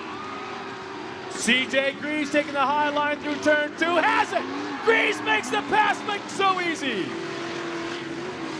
Second place is going to go to Jared Brooks. Third, CJ Greaves working up from that competition yellow from 12th to 3rd. The crowd appreciates it. And fourth, a good run nonetheless for Luke Johnson. You know he's disappointed in losing it with only two turns left. No! Did Keegan Kincaid hold on with no right rear, churning. He turned into one of those plows. Wow! He looked like the boss snowplow because he was churning dirt. Completely no tire at all. I thought he was pulling off the track. I didn't know he stayed on the track. He ran on a right rear rim all the way around and finished in fifth. Yep. Wow. Mark Kleiman in 6th, Beauchamp in 7th, 8 goes to Kleiman, Dinsmore, and Joe Sylvester rounding out the top 10 unofficially. We'll talk to our winner and get to hear from a lot of guys about what went down in this, our first pro race of the day. The pro lights are done. We'll hear from them when we come back. When adventure calls, count on the Trail Grappler to get you to your destination, wherever that may be. Large, innovative tread blocks provide additional biting edges, to help you command the most challenging terrains as you discover new trails. The Trail Grappler's 3-ply sidewall and thick rubber construction aids puncture resistance and provides durability when you need it most. Nitto Trail Grappler, where road meets trail. What is it that makes a Husqvarna dealer a Husqvarna dealer? Well, just look close at the engineering in our outdoor power equipment. We're known for high performance and reliability in everything we make. So is it any wonder your Husqvarna dealer is also known for high performance and reliability in everything they do? With a nationwide network of Husqvarna dealers, there's one just around the corner.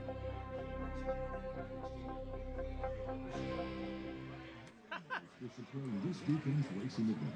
Please support those who make this event happen. For your next vehicle purchase, think Riverside and Northern Motors. The Bark River Int'l Raceway. Well, you see the crowd having a great time. Just concluding now an awesome pro light race. We got Kelly Snyder, I believe, trackside with our top 3 finishers. Yeah, you had the hair standing up on your arms then during that race. That had a little bit of everything. You didn't know where to look. I mean, there's something going on all over the place, and I'm kind of liking the fact that these are young kids out there that have no fear. And in fact, she's got the No Fear trio sitting down at the podium, actually trackside, after this race. So turn over to Kelly right now with our reigning interview. Kelly?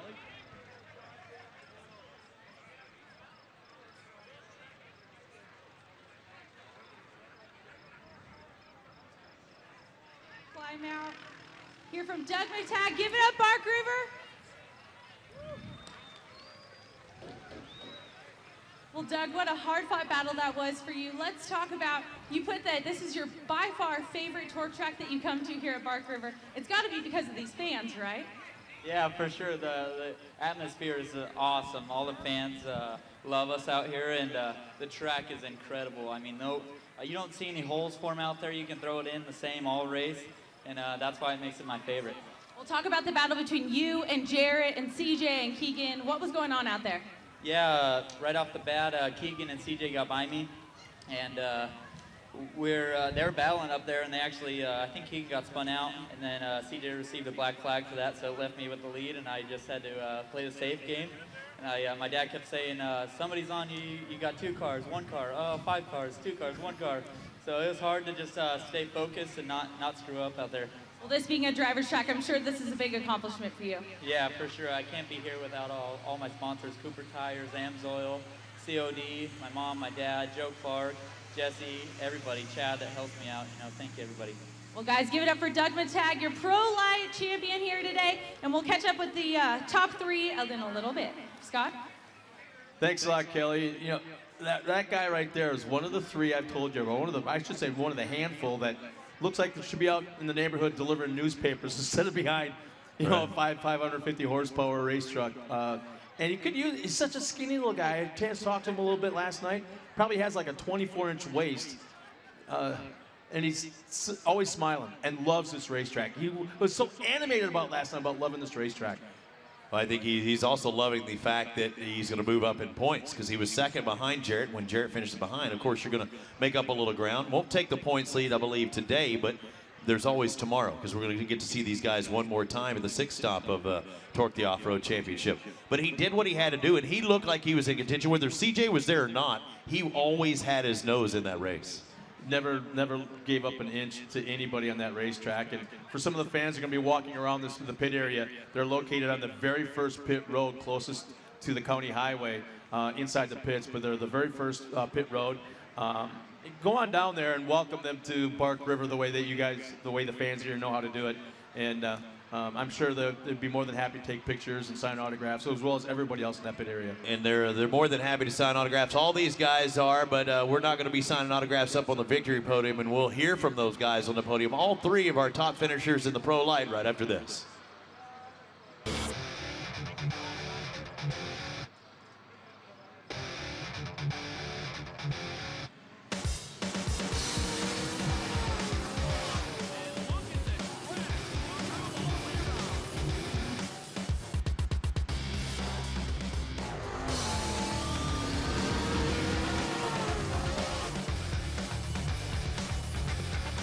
The checkered flag is waving. 3,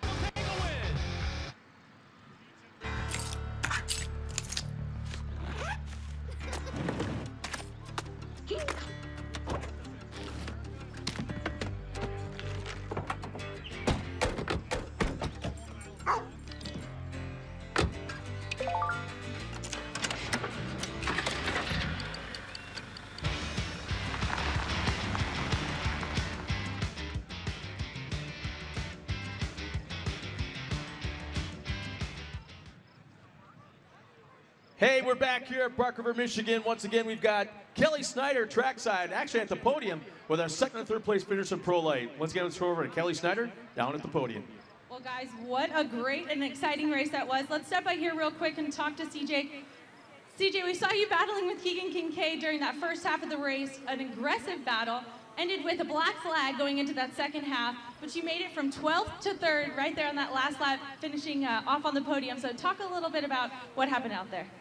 Yeah, we had a strong truck, and we always do here, and I mean, we were going for it, and he messed up a little bit, and I was in the air and couldn't get on the brakes, but it is what it is, and I can't thank my team enough. They worked their butts off. They get this truck out there and had it just on rails. So Monster, Toyota Maxxis, Troy Lee Designs, Liquid Force, AMSoil, everyone that helps us out, all you fans and friends that came out here, thanks a lot.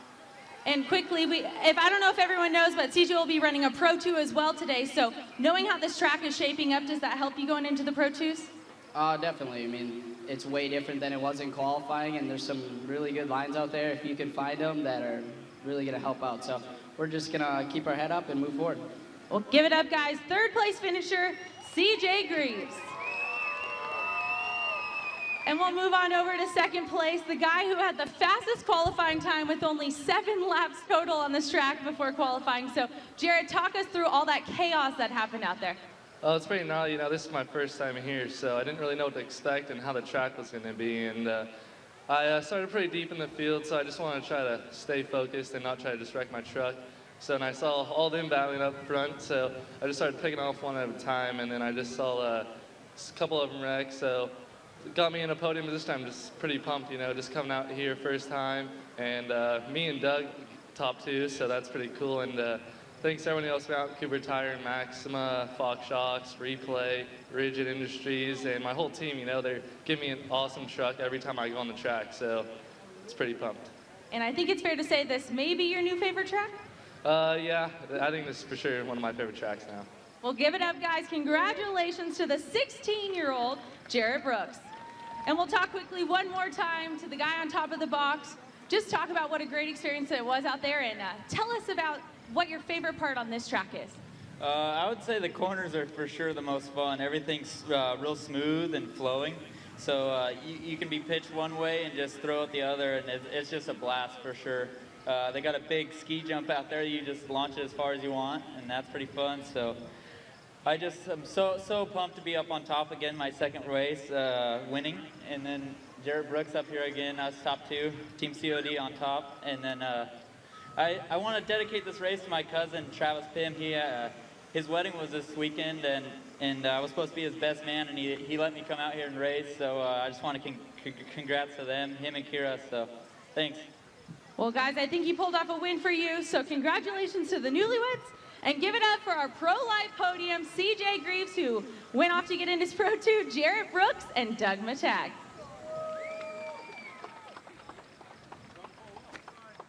One down, 2 pro classes still to go, and that racing, that didn't disappoint, did it? No, to be honest with you, I'm kind of on the surprise side that it was that much action. I kind of expected a little bit more of a parade around here, so that kind of amps me up a little bit for Pro 2 and Pro 4. You know, we haven't had one of those. We haven't had a snoozer the entire year, not one time. I mean, just when you think something, you know, somebody's going to run away, there's always been races for like 2nd or 3rd. Well, this is the first time in 2014 the pros specifically have been on I call a super speedway off-road track kind of thing, configuration. So this is a whole different thing. They've had to change a lot of things in these trucks, the gearing, the torque converter, the transmissions, you know, everything along that line. So, I mean, this is something that the guys that haven't been here before, like the Jared Brookses of the world and Doug Matags, they don't have a notebook like we talk about to go back to the last time they ran here. So they kind of rely on the other teams to help them out with advice here and there. And believe it or not, some of them actually, I mean, they do help each other. So it's kind of neat to see that kind of thing, and I'm really, really anxious to see what's going to happen in the Pro 2 and Pro 4s. Right, you talk about the speed much different here. They're still using those automatic transmissions, staying in 2nd and 3rd gear, but those 2nd and 3rd gears are a little bit different than they were in the tight confines that we saw earlier. Well, let's take a look at this race. It was quite a start to the Pro Light. 23 trucks took off side by side. We saw the hard charge from CJ Greaves. a spin out from Sean Morris early on. I think he's going to kick himself in the hinder for that one because he pretty much gave away this race. At least he gave away the chance to run up front. And that gave away the lead right there because CJ Greaves evidently was called for spinning out the leader. So CJ Greaves had to start back in 12th. He works his way back up trying to get in through the field. But look at that, the 7, the 81. So they were just at it the entire time, Keegan Kincaid as well as Doug Matag. And it was all about that second half. Kincaid, probably the most aggressive driver in the second half, without a doubt. He wanted that top spot in the worst way. Yeah, and he wanted it so bad, it cost him a little bit later, as I'm sure we'll see. He was all over, and then he was all over that double right there and must have landed a little bit too sideways on that jump a little bit later on. White flag was out, the tire comes off, and he's able to keep that truck going. That blows my mind. For the entire lap. Yeah, we lost track of him, and he stayed on the track all the way around and completed it in the top 5. Yeah, that was a good job by Keegan Kincaid, finishing in 5th. Matag, Brooks, Greaves, and again, hats off to Luke Johnson. And I know that he was concerned of being able to get out there with that transmission cooler. Had a hole in it, but I didn't see any problems. And he looked fast. He looked like he had a podium for sure out there today and got past with 2 turns remaining. We're seeing the Maxxis demonstration down the front straightaway. I just went and checked out the facilities behind us here where they are also doing Traxxas demonstrations. Those things are darn near indestructible. But we'll check it out a little bit more. A lot of stuff here at the throwdown in the UP at Bark River, Michigan. Ready. Drive. And 90 degrees up on 2 wheels. Fly.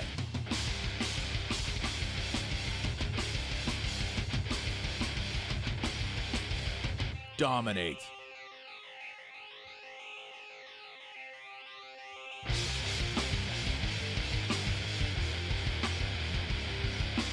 Celebrate. MagnaFlow. What is Monster? It's killing tires on the ultimate gymkhana course.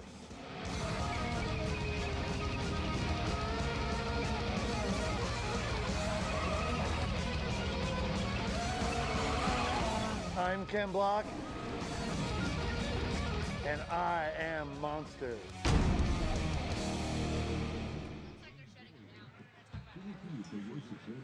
Welcome back to the throwdown in the UP. That stands for the Upper Peninsula. It's you know, it's a cool day here in the Upper Peninsula. And I'm sure there's a lot of people in the country going, man, it's 90-something degrees where I'm from. But you see these fans, they turn out for Torc the Off-Road Championship.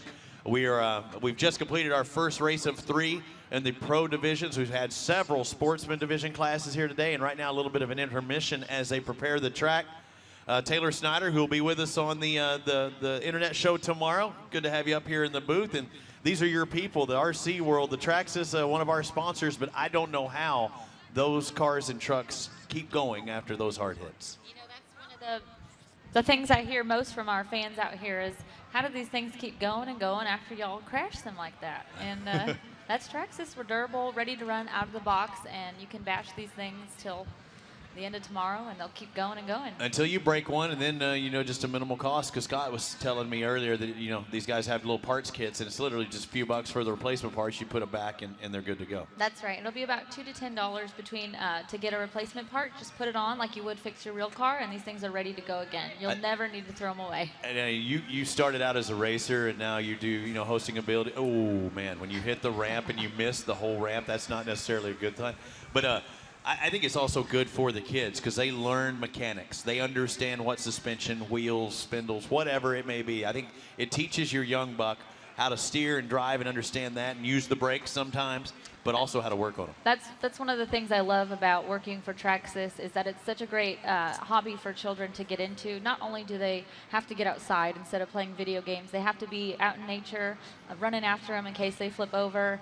And yeah, working on them, tuning on them, you know, using tools, figuring out how to use it. And with the Traxxas telemetry system, they actually learn how to tune it from their Apple device. So they'll learn how to work with speed. That's and all we everything. know. It need is 6-year-olds with more telemetry. That's just not, that's crazy. But it's a great thing for kids to get started with in a hobby, and it's a lot cheaper than full size. Oh yes, absolutely, absolutely. I mean, we were seeing the sportsman's class, and Scott mentioned from anywhere from $40,000 to $80,000 for the the last class we saw today on Sportsman, the people watching around the country.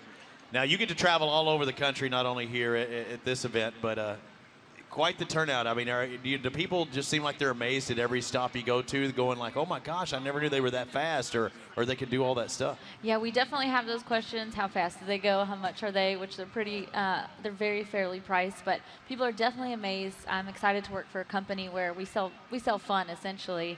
And I have fun working with and playing with the fans, with the cars. We've got a great booth set up back here behind us in the Traxxas zone, where you actually can get your hands on one of our receivers and test out one of our Traxxas Slash That guy cars. just then tried seeing how hard he could wad it on that thing.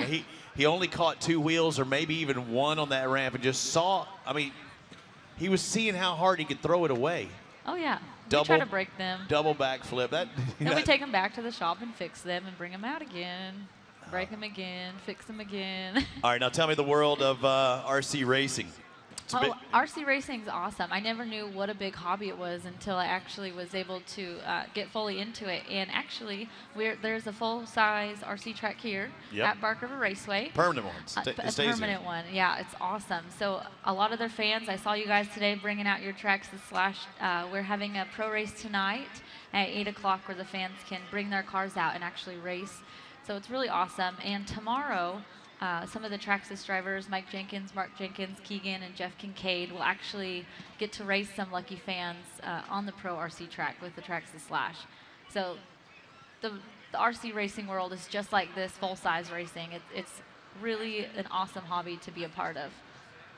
Now, do they have their nationals? Do they have a national in the same place each year, or do they travel around the country for their RC nationals? You know, there's a ton of them. We're actually, there's a ton of different series, but for Torc, Traxxas is putting on a 4-race series, both of these Bark River races and both the Crandon races. So that's going to be a full series for us, which is really cool because Traxxas definitely has vehicles for anyone, any type. Right. We sell boats, helicopters, the new Alias back there.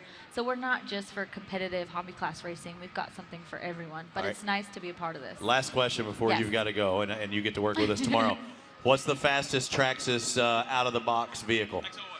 That's the XO1, and that is actually the fastest RC car in production out the box. And how fast? 100 miles an hour. 100 miles an hour out of the box. That's 4.9 seconds. That's awesome. You're welcome. Thank you very much, Taylor. We'll see you tomorrow doing the duties for the Internet Show. Her sister's Kelly Snyder out there getting our scoop today. Thank you. And Scott Rain going to get back on the headset and get a little feedback. I think we shut down Taylor's there and get things ready here for our second race. Looks like the track prep's almost done. The cat crew, the cat daddies. Ooh, that's what we can call them.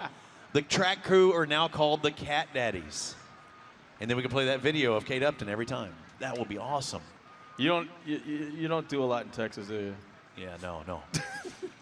Are they still doing the, the find a model search thing? Oh, the Miss Torc? Yeah, Miss Torc. I haven't heard any information. I believe so. We just haven't gotten any information on it. I think my judging duties are going to be coming up here very shortly. You see them putting water in places they have been and have not been already. They're trying to turn that dirt over and keep it good.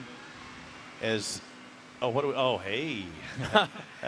Boy, the video board just got a lot better looking. I was like, hey, go scoot out of there, Scott. How's everybody doing? Yeah. Yeah, we were just told by our producer to look at. We had no idea this was going on behind us. We were getting video bombed. That happens all the time in our line of work. But obviously they searched and found our models for the Torc the Off-Road Championship. Why are you getting all flushed? I don't know. I do that one when I get nervous. Thanks, Taylor. All right, looks like Kelly may get us the scoop in a bit. Hang on for a second. I get a hand us up.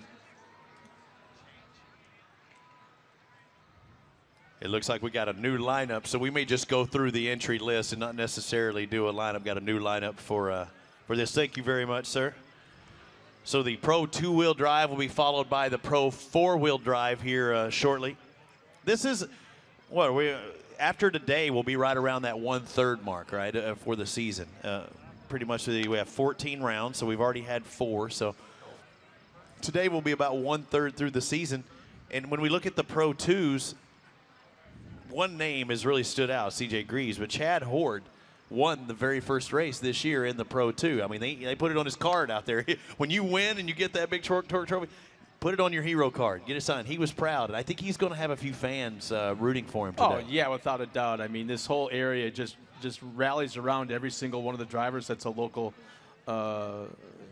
races here locally. But the thing is about Chad, what's been really neat to watch is he's one of those drivers that's worked his way through the classes. He started out years and years and years ago in a pro buggy. And I'm telling you right now, he did very, very well. I think he ran it for 3, maybe 4 years. And between him and his dad, that car looked brand new every single time it hit the track. Then he worked into a pro light. And it took him, I think, if I remember right, it took him a little bit longer than kind of expected to get on the podium. But then once he established himself, once he figured out, kind of like riding a bicycle, once you find that balance point, you got it. Once he figured out how to win, then he was unstoppable in pro light. And he was right up there with Jeff Kincaid every single round of racing. And then it wasn't that long ago that he pulled out a brand new Pro 2 and just showed it at Crandon.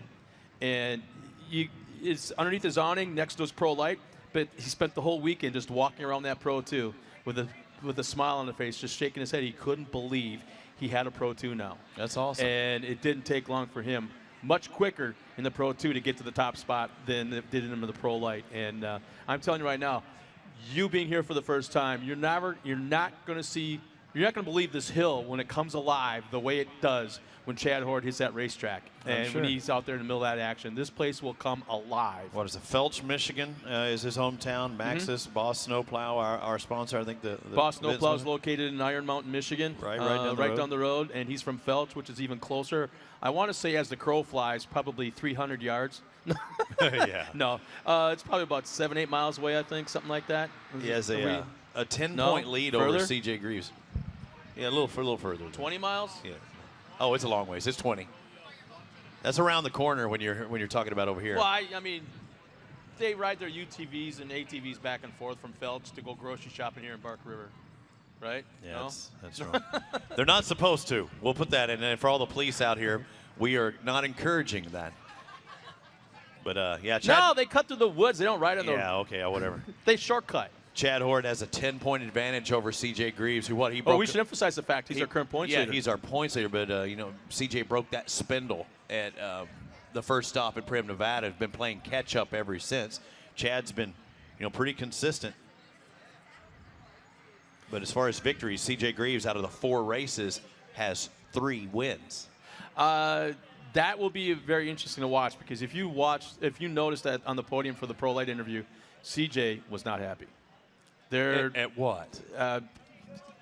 Black flag. Officials? Yeah. Oh, yeah. Did you ask him off to the side? Now, he's going to show his discontent, but did you ask him to the side, should you have let off or anything like that, or did you just want to stay away? No, I didn't. Yeah, I stayed away. There's certain. Yeah, I totally stayed away. I don't care. I think that they need to. I mean, everyone needs to see the replay again back in the truck and kind of go over what could have done, what could have happened, the things along that line. Yeah, because there's only 2 people in those trucks. CJ, and the other guy, and CJ has nothing to do with whoever it is. He's only in control with what he has in front of him. So I was just curious what he thought and what it felt like, when he was there, because I could have swore what Keegan, it was Keegan, right? I could have swore Keegan went really wide, but he was awful slow there. I didn't know why CJ got in that quick, that hard, but still, nonetheless, like you mentioned, you have the opportunity to spin him or let off, and he didn't let off. And I guess that's what the officials saw. Well, if you can hear us, ladies and gentlemen, on this hill, and you're not in your seats, get your butts back to your seats because we're about ready to start Pro 2. But meanwhile, let's turn it over trackside to Kelly Snyder, who's got a last-minute update on our Pro 2 race.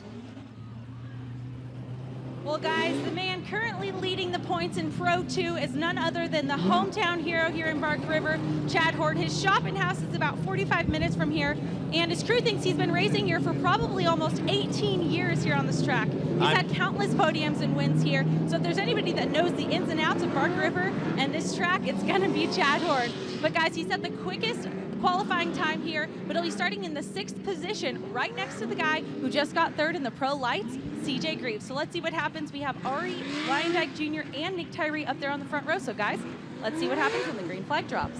Thanks, Well, Skylar. Bark River, yep, here's our lineup. Let's find out. We got 10 Pro 2s on the racetrack. Here they are.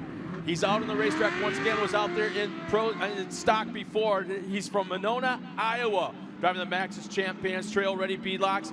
The number 3 of Justin Keener. Alongside of him from Temecula, California, driving the number 2 Cat entry, Steve Barlow.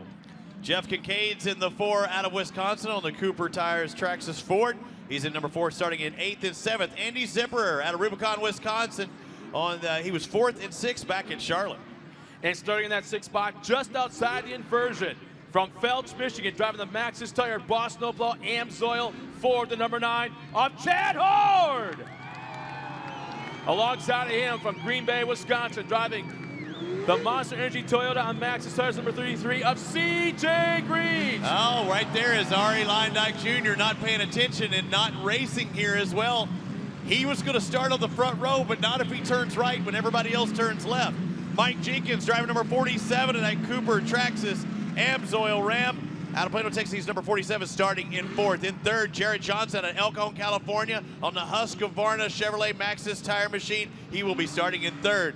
Where is Ari? There is Ari, who starts on that front row. Ari Lyondike Jr., who was lost his last year's Easter egg right there on the gun. Oh, is he giving us some material to work with here? Cooper Tires Ford out of Scottsdale, Arizona.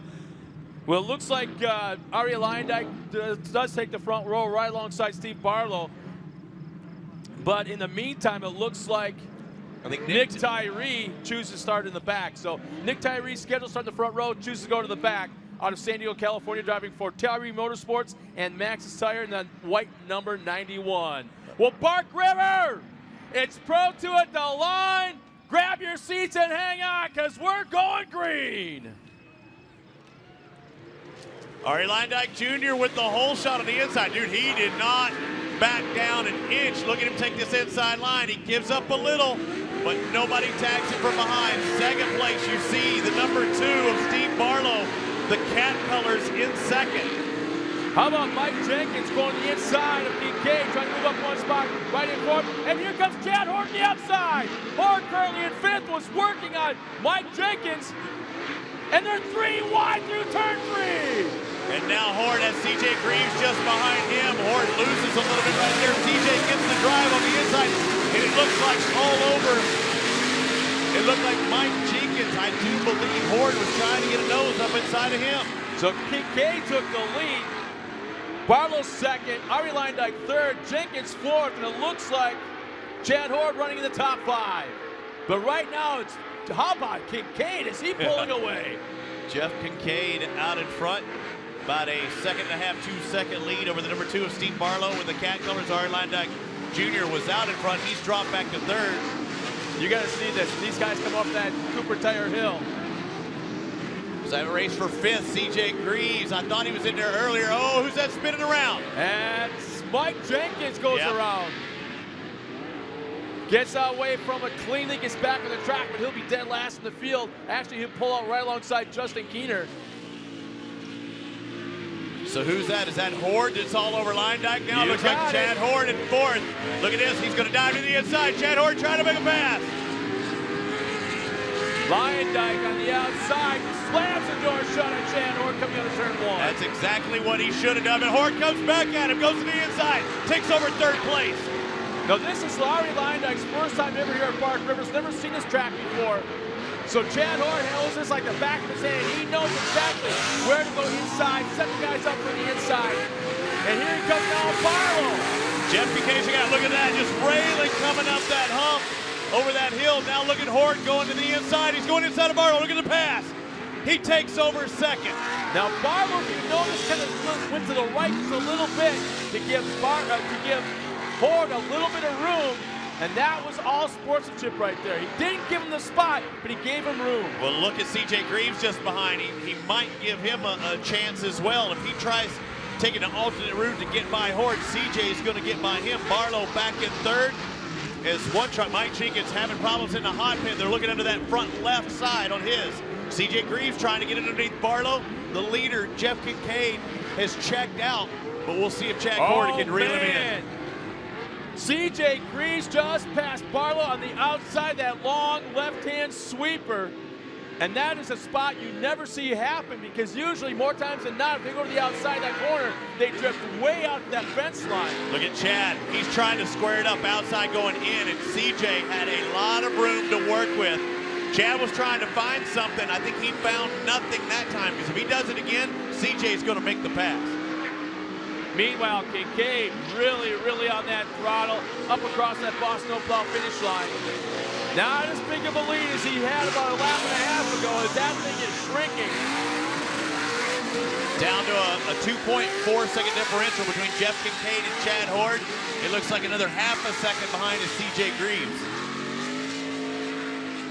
CJ looks fast, so does Horde, but Kincaid, nobody's challenged him yet. We don't know how fast he can get. Oh, almost going over there was the 3 of Justin Keener. It's top 3 evenly spaced now. Barlow starting to lose some ground back and forth. Now, this is a point in the race I think the guys are kind of starting to get comfortable with where they're at. And I think it's everything they can do to have their spotters try to calm down their drivers now at this point. And okay, guys, we're in a good spot. Stay calm, stay straight. And Nick Tyree. With a pirouette. Yeah. Man, that could have been disastrous. Bounces off the wall, actually backs into the wall at the bottom of the hill. Hey, CJ's starting to do it now. Remember that last time Horde went wide, tried squaring it up. Doing it again. I said don't do it or CJ's going to take position. And CJ does for a split second. Horde trying to find traction, but I think that still helps CJ. Look at him now. He was about 2 truck lengths. I think there's something wrong with Kincaid. Listen to that truck as it goes by. I think there's something wrong with Kincaid right now. Might be right. He didn't get quite the line. I don't think that Horde did. I'm wondering if he's running on 7 cylinders. Maybe. It has a totally different sound than what it did at the beginning of the race. So there might be something wrong with that leader right now. He's sure still holding on to 2 guys just behind him and Horde and Greaves that we know how fast they are. And I don't know, he really didn't lose any ground that time. As they're in that back section over near the cemetery turn, making the left, followed by the quick right, and going down this big ski jump. Well, here's something to keep in mind. This track is still a little bit greasy, a little bit slippery, and that takes away any advantage of a high horsepower motor. So if he's down on 7 cylinders, that might be helping him a little bit while this track is still a little bit on the greasy wet side. Again, we're just guessing, but it may be the case. I'm guessing CJ's taking that inside line, trying to get by Chad Horde again. And CJ is set up inside. Watch it again as they race downhill towards turn number 1. CJ Greaves moves up in that 2nd spot. Now sets his eyes on Jeff Kincaid. And look at it. You see how hard he braked to make that inside line, and that was fast. He's going to be all over Kincaid. I don't see it long. I don't know if he's having difficulty. CJ looks like he's the fastest on the track right now. Do you think he's driving ticked off right now? Oh, yeah. That's a ticked off driving style. I love it. And we've yet to see the competition yellow. You're right. Something just doesn't seem right, I don't think. Audibly does not sound right from the number 4 of Jeff Kincaid. But then, again, you said too much horsepower doesn't show up on a slippery track. You can lose horsepower and still be plenty fast. Don't know if that's the case or not. Again, everything we say is officially unofficial. I like how early CJ sets up for turns to square them off. Well, he's throwing that truck sideways to make the corners. Meanwhile, Kincaid is driving it a little bit more, driving through the corners as if it's almost on pavement. So I'm kind of thinking that he may be down on horsepower right now. Every sign that I'm seeing is just that. He's not throwing it aggressively through the corners as he's used to. He's about to lose position. CJ set up straight, coming into this left and now the right. Kincaid not backing down. CJ has a good line. Let's see if he can square up and dive to the inside. He's getting a face full of roost. Kincaid played that perfectly. But watch this. Watch the left. CJ's going to take it right here. And Kincaid's going to come right back here. Yep. Oh, and That's nice inside. Door handle right there. Right before the competition yellow, so they backing down there. You're exactly right, but CJ almost was probably going, should I back down a little bit? I don't want to take any chances. I don't want any rough driving stuff. But the competition yellow's out right now. We'll dip out for just a second. We'll kick things off with the second half of Pro 2.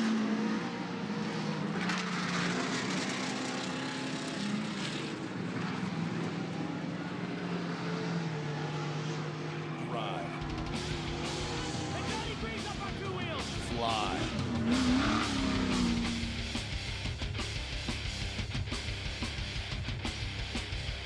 Dominate.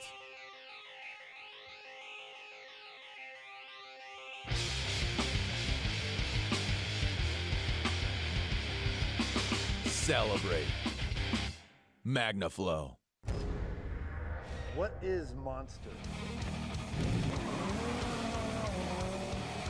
It's killing tires on the ultimate Gymkhana course.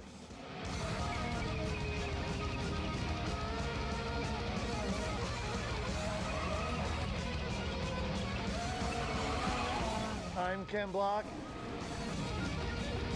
and I am Monster.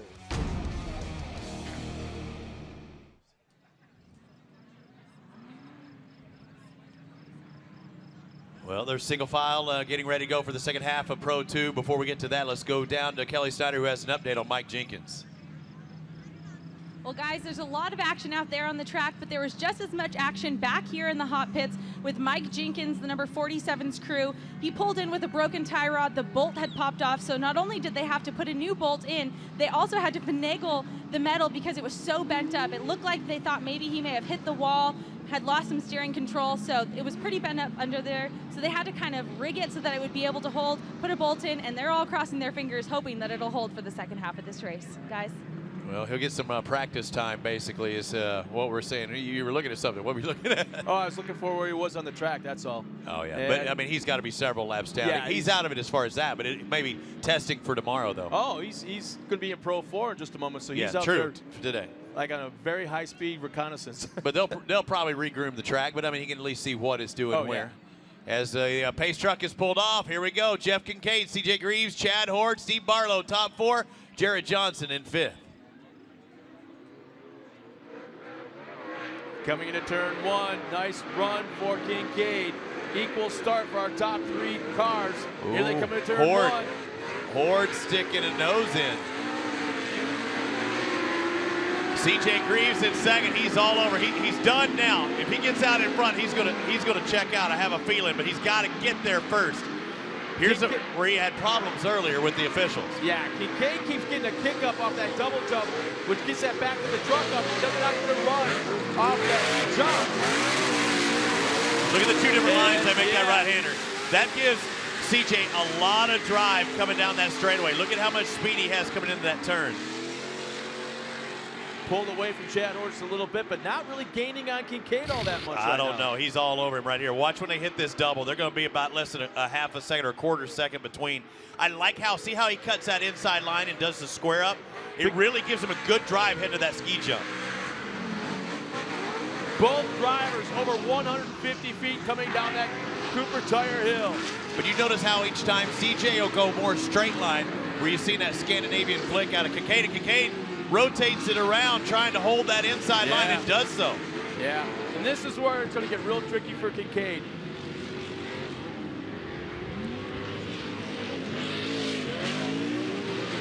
You see Kincaid out in front again, taking the middle of the line. Actually gave up a lot of room to the inside. CJ goes to the inside, looking for a little bit more grip. And now again, CJ's going to get good drive on that outside, square it up, but is there enough room to dive to the inside here? RJ Ricky Johnson behind us. He's checking things out as well. He's watching Jeff Kincaid doing a good job of holding position out in front of CJ Greaves. Chad Hort back in 3rd has a good show, but he's not able to get his nose in that mix. Barlow in 4th. Just watch how different the top 2 trucks are handling. Kincaid's got a little bit more kick, getting kicked up into the air on landing these jumps. Meanwhile, CJ, when he lands, he just trucks the squats down. Watch this. After this little double, watch CJ's line. I think he has a better line here. Watch. He'll set up for this left-hander early. That time he didn't quite as much, but then he flicks it early and comes to the inside. Actually, he was following a little bit more of the lines of Kincaid that time. But you can't, he's almost going to get into his truck bed if he jumps any further. Yeah, I think right now CJ is definitely the faster of the two trucks, but he's just biding his time. He's waiting. He's being patient. I think he's got Johnny right now. Trying to keep him calm down. I can't be patient if Chad Horde, the hometown guy, is in my back. How about this? Look at Jeff Kincaid. He is listening to his spotters. That was a spotter's move right there. The spotter helped him on that corner. Look at CJ again. Squares up, goes inside. I think he's got it this time. Now take it wide. Don't hold inside. Take it wide. Make him go around. And he does. Now will we see a blackout for Jeff Kincaid? If CJ didn't stop, Kincaid didn't stop that time. Did you hear the crowd cheering for Chad Horde? Now watch, here's a quick replay of what we just, now watch the front tires of Jeff Kincaid. Yeah. I don't know. I don't think Jeff didn't run him out. Now that's a racing incident. All I know is Chad Horde's out in front now. And I promise you, if you thought CJ Greaves was mad before, he is extremely mad now. So don't count him out of this race. Yeah, even though there's only a few laps. Big time, yeah. Even though there's only a few laps left, let him run his race lines. And the crowd favorite, Chad Horde, well, CJ's a long ways back. Huge gap back to second. Watch when he comes down this front straightaway the next time. The crowd going to cheer for him as he comes down that front straight. Let him hear it too, because it's too bad we're not racing on Friday the 13th. But look at the gap that Chad Horde has on CJ Greaves. 6.66 seconds back to second. Nick Tyree goes inside of Jared Johnson right now. That's for position. That's back for fourth spot. Yeah, Barlow, because of that incident, spinning around, moves up into third. There goes Andy Zipper. We got transmission fire on Andy Zipper. Big fire. Flash fire, you're right. Transmission, something let go, and all that oil just flash fires on. So he's going to hold that inside. Now, if he's stuck out there, maybe they do a yellow flag. They might have to call. He's looking. Green flag still here. You've got a lot of smoke and somebody right in the middle of the race line. Will we have a caution or just a local caution? It'll be a local right there, I think. But they're going to have to slow down something fierce. Well, there's a gentleman agreement. You cannot make up any gap on the yellow. So we'll see if there's a gentleman agreement there. If it's yeah. What's my gap? You tell me the difference when you're driving between 3 and 5 seconds. I'm going to say I held my own. But yeah, big fire over there to the right. Chad Horde in the 9, the local boy out of Felch, Michigan. Boss Snowplow, AMSOIL, Maxxis Tires, Nissan. Out full in course front. yellow. What did I say? I mean, full look, course. That's wow. That's a hazard right there. Not only is it the truck, but you have course workers out there and everything else. The mad, what do you say, Chetty's the madman, or what do you call him, the wild man? Well, you've got the madman, CJ Greaves. Wow, and this will bunch them back up. Full course yellow. What do you think, fans? You think we're going to have a race here at the end of Pro 2? You like it? Oh, man, here comes the pace truck. Yep. Check out the screen one more time. Here's a replay of Andy Zipper and his situation, that flash fire. And he was wasting no time. He's unbuckling the hose, the communication, the belts. And I'm out here, guys. It's up to you now. How about that? Tom right there. He forgot to set the parking brake. Yeah. He forgot to set the parking brake. But what do? I mean, you throw a fire extinguisher back behind that rear tire. First time I raced a dirt track car, I had a drive shaft brake and broken transmission, and I had the same thing the very first time I ever raced a vehicle after motocross. You don't deal with flash fires too much in motocross. So full course caution, we re-racked the entire field. Wow. Oh, Barlow's going, man, I can win this thing. You know what? Honestly, he's back in third. He's got Nick Tyree's got a shot. Yeah.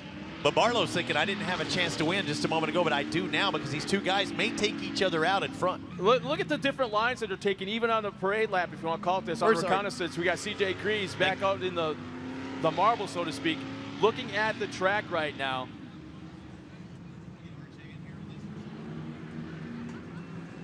Hey, looks like, yeah, we got...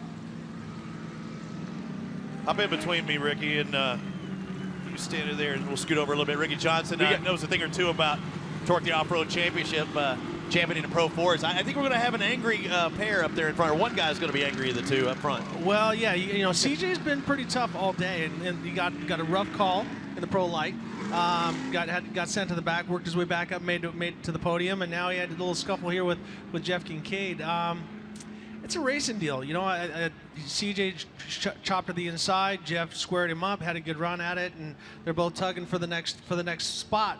Unfortunately, CJ's right front got a hold of Jeff's left rear, turned them both sideways, and took them both off the track. So kind of a gift for Chad Horde, but you know what? Chad was fast, was the fastest guy today, so he does deserve to be up there. Hey, track looks like it's holding up. What were you telling your boy in that last race? I thought you were telling him to grab some of those inside lines because it looked like he was sticking his nose in there quite a bit. Right. Well, what's happening right now is that the track was great at the beginning. They pulled the fluff from the outside over the slick stuff. But right now the cushion is getting pushed so far that it doesn't help you out to go way out wide to carry all that speed. It does in a couple turns, but the majority of the time now is just get the car slowed down, change direction, hold that inside, and short shift to use the torque of that converter to get to the next turn. If there's going to be a pass, where do you think it's going to be? Well, CJ's running everywhere. You know, I think I definitely watch for him. He's going to definitely make a shot at Chad. He's really fast through these two sections down turn 1, 2, 3 through over those doubles. He's got that timing down, and he's also been out. He was just on the track and watched how it went away from him. So he's got that under his belt as well. Pops is spotting for him, I'm assuming, up there on top. Do you think he's trying to calm him down? Or Dad's probably not because he's getting ready for the 4. Do you think he's trying to say, hey, stay within yourself? Oh yeah. Right now, you know, they kind of threw away the Pro Light race by driving a little too aggressive, and now he's back there from driving a little bit too aggressive. So if CJ just pulls it back a notch, I think he's definitely the guy to beat. So I'm a big fan of his, and also Chad Horde. So you know, I think this is going to be one hell of a couple laps at the end. All right, it's going to be a good one. The pace truck pulls off. Here we go, Scott. Chad Horde out in front. CJ Greaves, you ready? Bark River, what do you think? Oh, they're bumper to bumper right now. Thanks for joining us, RJ. And we're back to green. Here they come to turn 1. And now watch the lines for CJ. He already ducks the inside.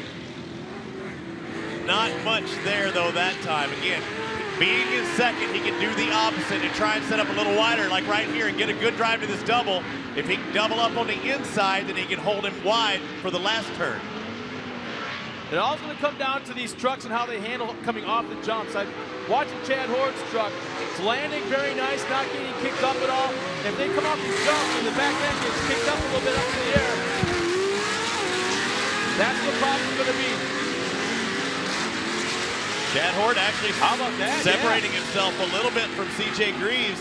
Greaves got a little squirreling coming off that doubles in the back section. They're both getting a little bit over-rotated coming through the cemetery turn. Off the doubles, now coming through that dogleg. Here they come towards the Cooper Tire Hill. Right there, some blue groove forming through that dogleg area. Here they come. I think you talked about the spotters earlier. Spotter might have had something good to say to Chad Horde because it looks like he's driving a little bit different lines that time around. Might have helped him out just a little bit. CJ not making up any ground.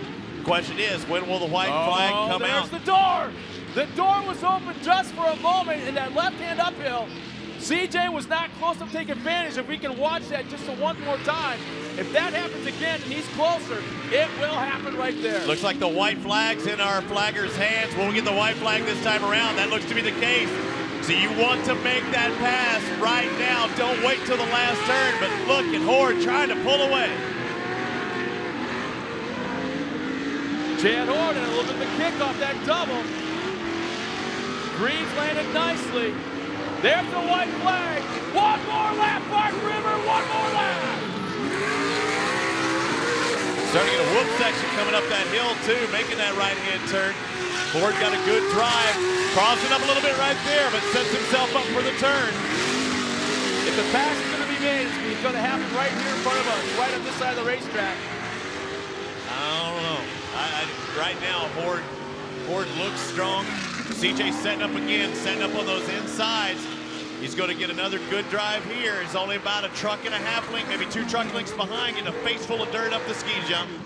It's going to happen on braking. Look at that, trying to find something in that cushion. Like Ricky said, you get so far outside, you're just going too darn far. Chad Horde keeps it tight to the inside, this time by. That was the spot that he had problems with last time in the last lap. Here they come. One more time coming down the hill to turn 1.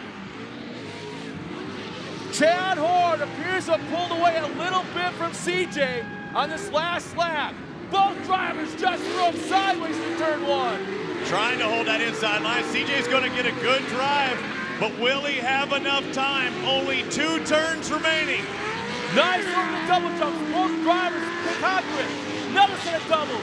Chad Horn is set, taking the win in his hometown track here in Pro 2. Will be a Boss Snowplow. Number 9 of Chad Horn. Second, the Monster Energy Toyota CJ Greaves. And how about Steve Barlow? And that Caterpillar number 2. Welcome back to the podium, Steve Barlow. All right, Lyondike taking 4th place. A good job for him. 5th goes to the 91 of Nick Tyree and Jarrett Johnson in 6th out of El Cajon, California. What a race here in Pro 2. We'll hear from our winner immediately following this little break here in Bark River, Michigan, the throwdown in the UP.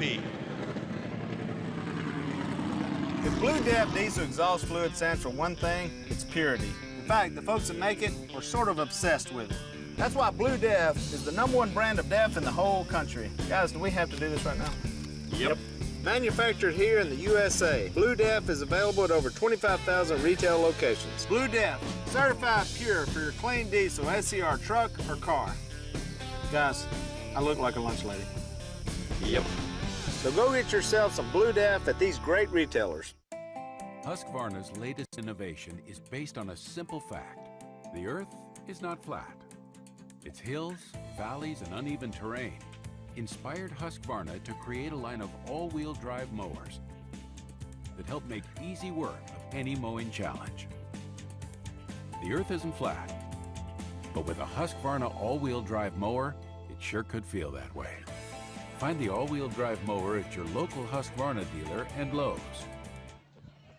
Well, welcome back here to beautiful Bark River, Michigan. I was going to say the suburb of Bark River here at the There at the are racetrack. no suburbs in Bark River. Oh, yeah, there kind of is. You get 3-4 houses together. That's a suburb. We're a suburb of Escanaba, Michigan. Yeah, great crowd up here. We just had the drivers pull up. They're actually driving them off the track behind the grandstands and right here into the crowd. So kind of a neat thing. They're bringing the race trucks right up to the podium. Yeah, no, they are. A lot of fans out here. I know a lot are going to be checking out the Beer and Wine Festival down there at the green and yellow tent at the bottom of the hill. I'd like to thank everybody. You know, they had a raffle earlier or whatever. I think. Oh, the 50-50? 50-50. $2,822 goes to one person that had a ticket today. I can't believe that much money goes to somebody. And I'll tell you who that somebody is here in just a moment. Let's go down to the victory podium and hear from our winner. It's with Kelly Snyder. Well, come on out, Chad.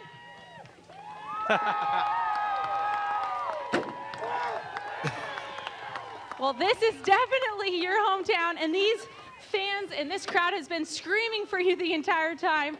What a pass that was. Everyone was so nervous seeing you and CJ battle back and forth, but you seem to continually gain leads on him. Talk about what a crazy race that was.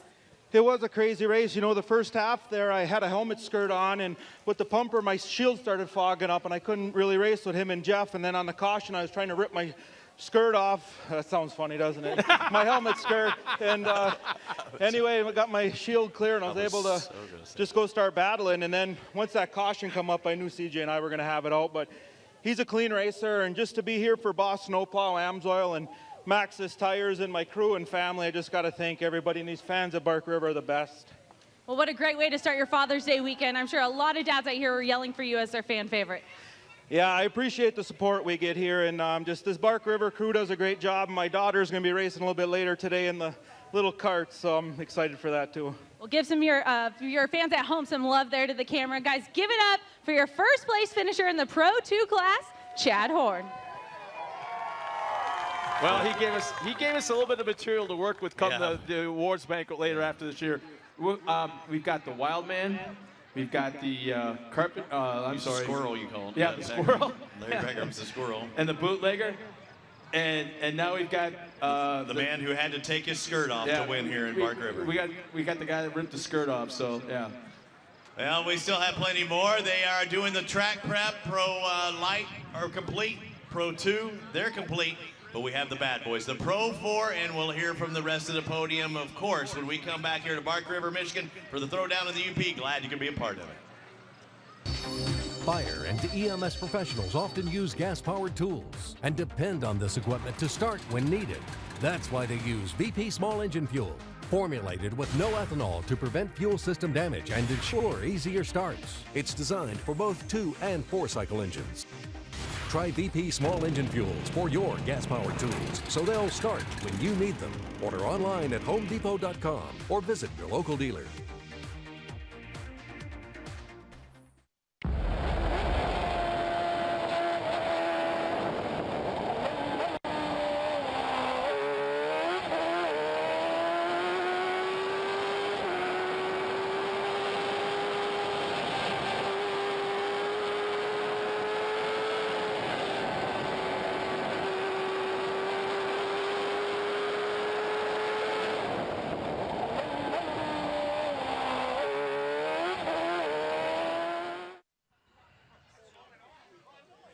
Well, once again, we're back here at Bark River International Off-Road Raceway. 1 race remaining. Actually, I believe 2 if we count the I don't know if the rest short of the course world cars. I don't know if the rest of the world will see that, but yeah, the little bitty It's too Groms, bad. It's going to be pretty neat. The little bitty kids out there, Groms get yeah. to see that. Yeah, that's awesome. You're seeing the victory podium up there about to kick up. What a race by Chad Horde.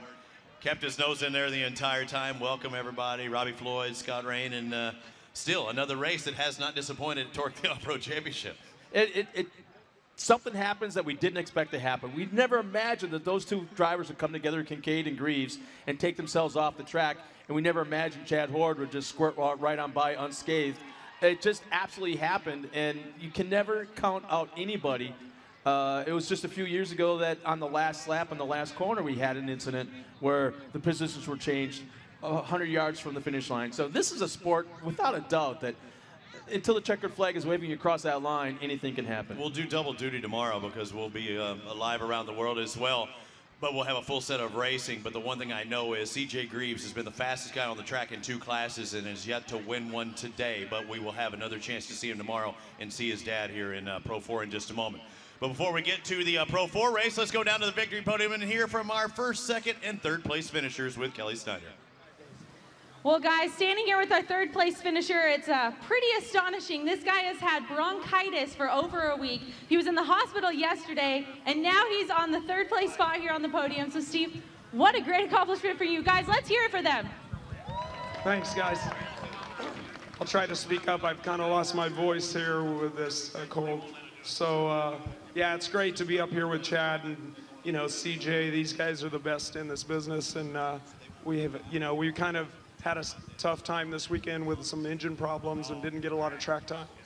And with me being sick, so it was nice to get out there and actually get up here on the box with these guys. So great for Caterpillar and, you know, Maxxis, FK Rod Ends, and all my sponsors. We're real happy for them. Well, Caterpillar's been a new sponsor, and they kept this track groomed all week so far, so they'll continue to do a good job. So congratulations on your 3rd place. Thanks, Kelly. Yeah, I told Kat to build some special jumps just for me, and then make some holes for Johnny and CJ next time with the Caterpillar tractors so that I maybe can catch them.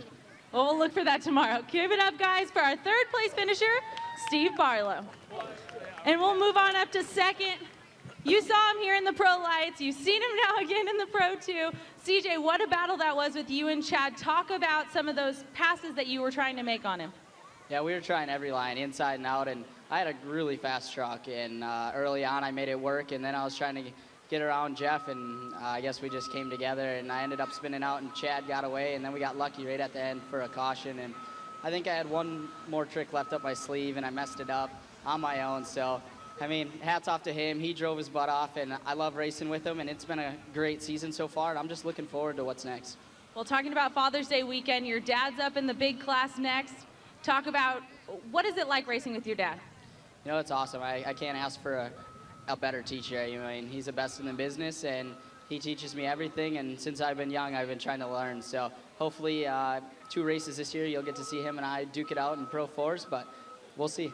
But I can't thank Devin, my mom, dad, the Lord for keeping me safe, Monster, Toyota, Maxxis, Liquid Force, AMSoil, Method Wheels, everyone that helps us out. Big thanks to you. Well, guys, give it up. Podium twice today, CJ Greaves. And by far the fan favorite here, your hometown hero here at Bark River. Let's hear it for Chad Horn. Chad, I think that for you, it was all about patience, waiting to see what happened between Jeff and CJ.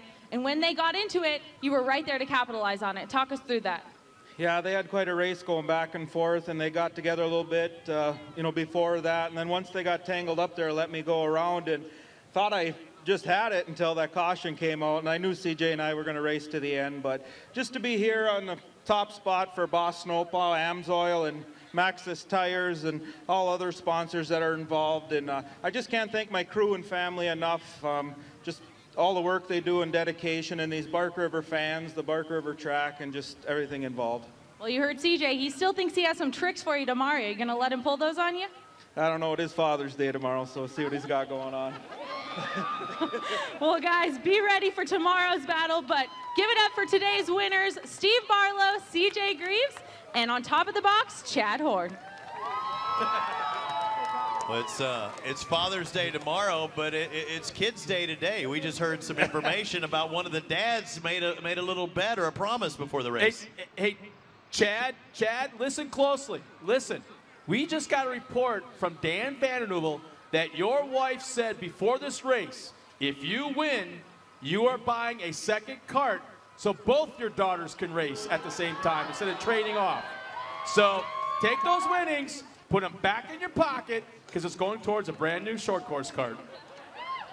Yeah, I guess I did say that. So Ashton, you got one coming. Got to keep them honest. Hey, it's Father's Day, right? That was hey, sometimes a Father's Day they can give a gift back to the kids too, though. That's awesome. As long as he's winning, he doesn't mind. And you see CJ, he actually has a smile on his face. I was happy to see that. And I didn't get to hear his interview just then, but I know he's looking forward to tomorrow to prove himself out there once again. Yeah, I think the chip on his shoulder that he had before the Pro 2 race started, it may have dissipated a little bit. But I really have to throw it out to Steve Barlow. He spent the afternoon in the hospital yesterday and came back with bronchitis. And he's actually had it now, from what I understand, for a little over a week. And, I mean, he looked like death warmed over last night. So, again, it's been a while since we've seen Steve up on the podium. And he's got a bunch of guys here from Caterpillar. And we want to thank them for being here and hope they're having a great time. According to how they were last night, walking around the pit area, they all had great, huge grins on their faces, having a blast. And so it's just so neat to see Barlow up there on the podium and to have his sponsors here as well at the same time and have their sponsors having a great time with being it. Man, I was looking through the points here and he sat 9th in points, and it'll probably help out his cause quite a bit there. But yeah, no, again, another good race. We saw the Pro 2, the Pro 4 won't disappoint. Not as many drivers in there, but the trucks themselves are super fast. But this was so good, this Pro 2. Let's take a look at it one more time, a little recap on how it happened. Started off with Ari Leyendijk Jr. after he almost missed the start by taking the wrong thing. Yeah. Was out in front, but that didn't hold on for long. And there's Chad Horn making the pass on Barlow, running up front, and chasing down, here comes CJ Greaves. Jeff Kincaid was up there as well. Remember, Kincaid was very fast. I still think there's something mechanical. We'll have to find out later on what was with that truck, because even Ricky Johnson thought there was something a little off on that truck. Not that he lost a cylinder or anything, but it didn't quite sound right. Yeah, it didn't quite sound right. We had a competition yellow and then some competition on the track. Went into a little bump and run. Had a fire there for a brief moment. The 76 of Andy Zipper, he got the heck out of Dodge. A full course caution, and we re-racked him again, but it was Horde still out in front. Yeah, and Chad, man, imagine at such a young age, CJ Greaves being able to pressure a veteran like that. Intensity, but yet Chad Horde has the experience to stay cool, stay calm, not drive over your head, and that's exactly what both those drivers did. Well, my motto was, unfortunately, in motocross, I got the whole shot and worked my way through the pack, but it's always better when you're out in front to hold somebody off than be that guy behind, knowing that you have to make that pass. CJ Greaves was not able to make that last-ditch pass, and Chad Horde takes the victory here. His second win on the season. Right there is something you don't see very often, and that's emotion. Pure, flat-out emotion on Chad Horde when he slams the top of that truck. He doesn't do it very often. Show the emotion like that. These are his people. He's very cool, calm, and collected kind of guy, and to see him slam the hood of that, or the top of that truck, and showed joy, pure elation was really cool. These are his people. I mean, you heard it when he took the pass. Under whatever circumstances, you know, two guys take themselves out in first and second. He took over the lead because of that, but this crowd didn't seem to mind at all. Oh, that's part of racing, man. It just happens. So I don't care if you're fifth and all of a sudden inherit the lead. But the thing is, he was there at the right time. It could have happened to CJ. And Chad Horde and Kincaid got together, and CJ took the lead. So that's part of racing. So don't downplay it by any means. You guys celebrate with all their might. We got one race remaining. Yeah, big one. We got the Big Boy Pro 4s coming up in just a moment. With that being said, we'll be back right after this.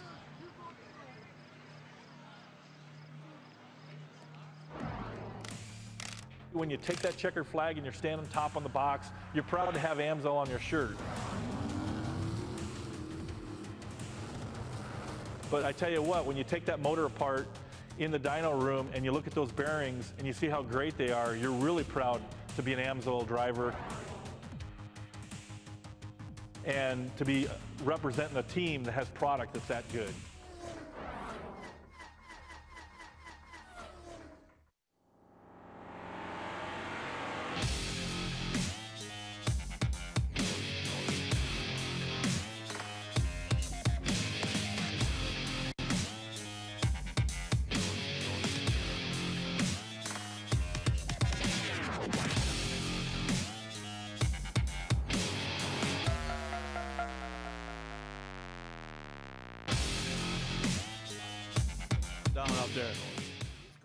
Yeah?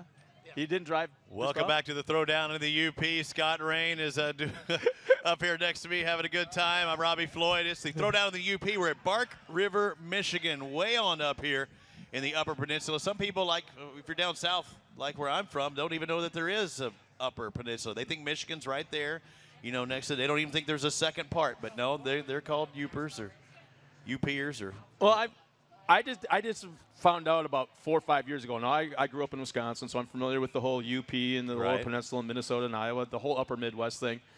It was like 4 or 5 years ago. I didn't know people were calling people that live in the Lower Peninsula. Called what? Trolls. Oh. Hey, you're a troll. You're a troll. I didn't get it. I didn't. Yeah. I'm like, dude, that's just mean. What are you doing?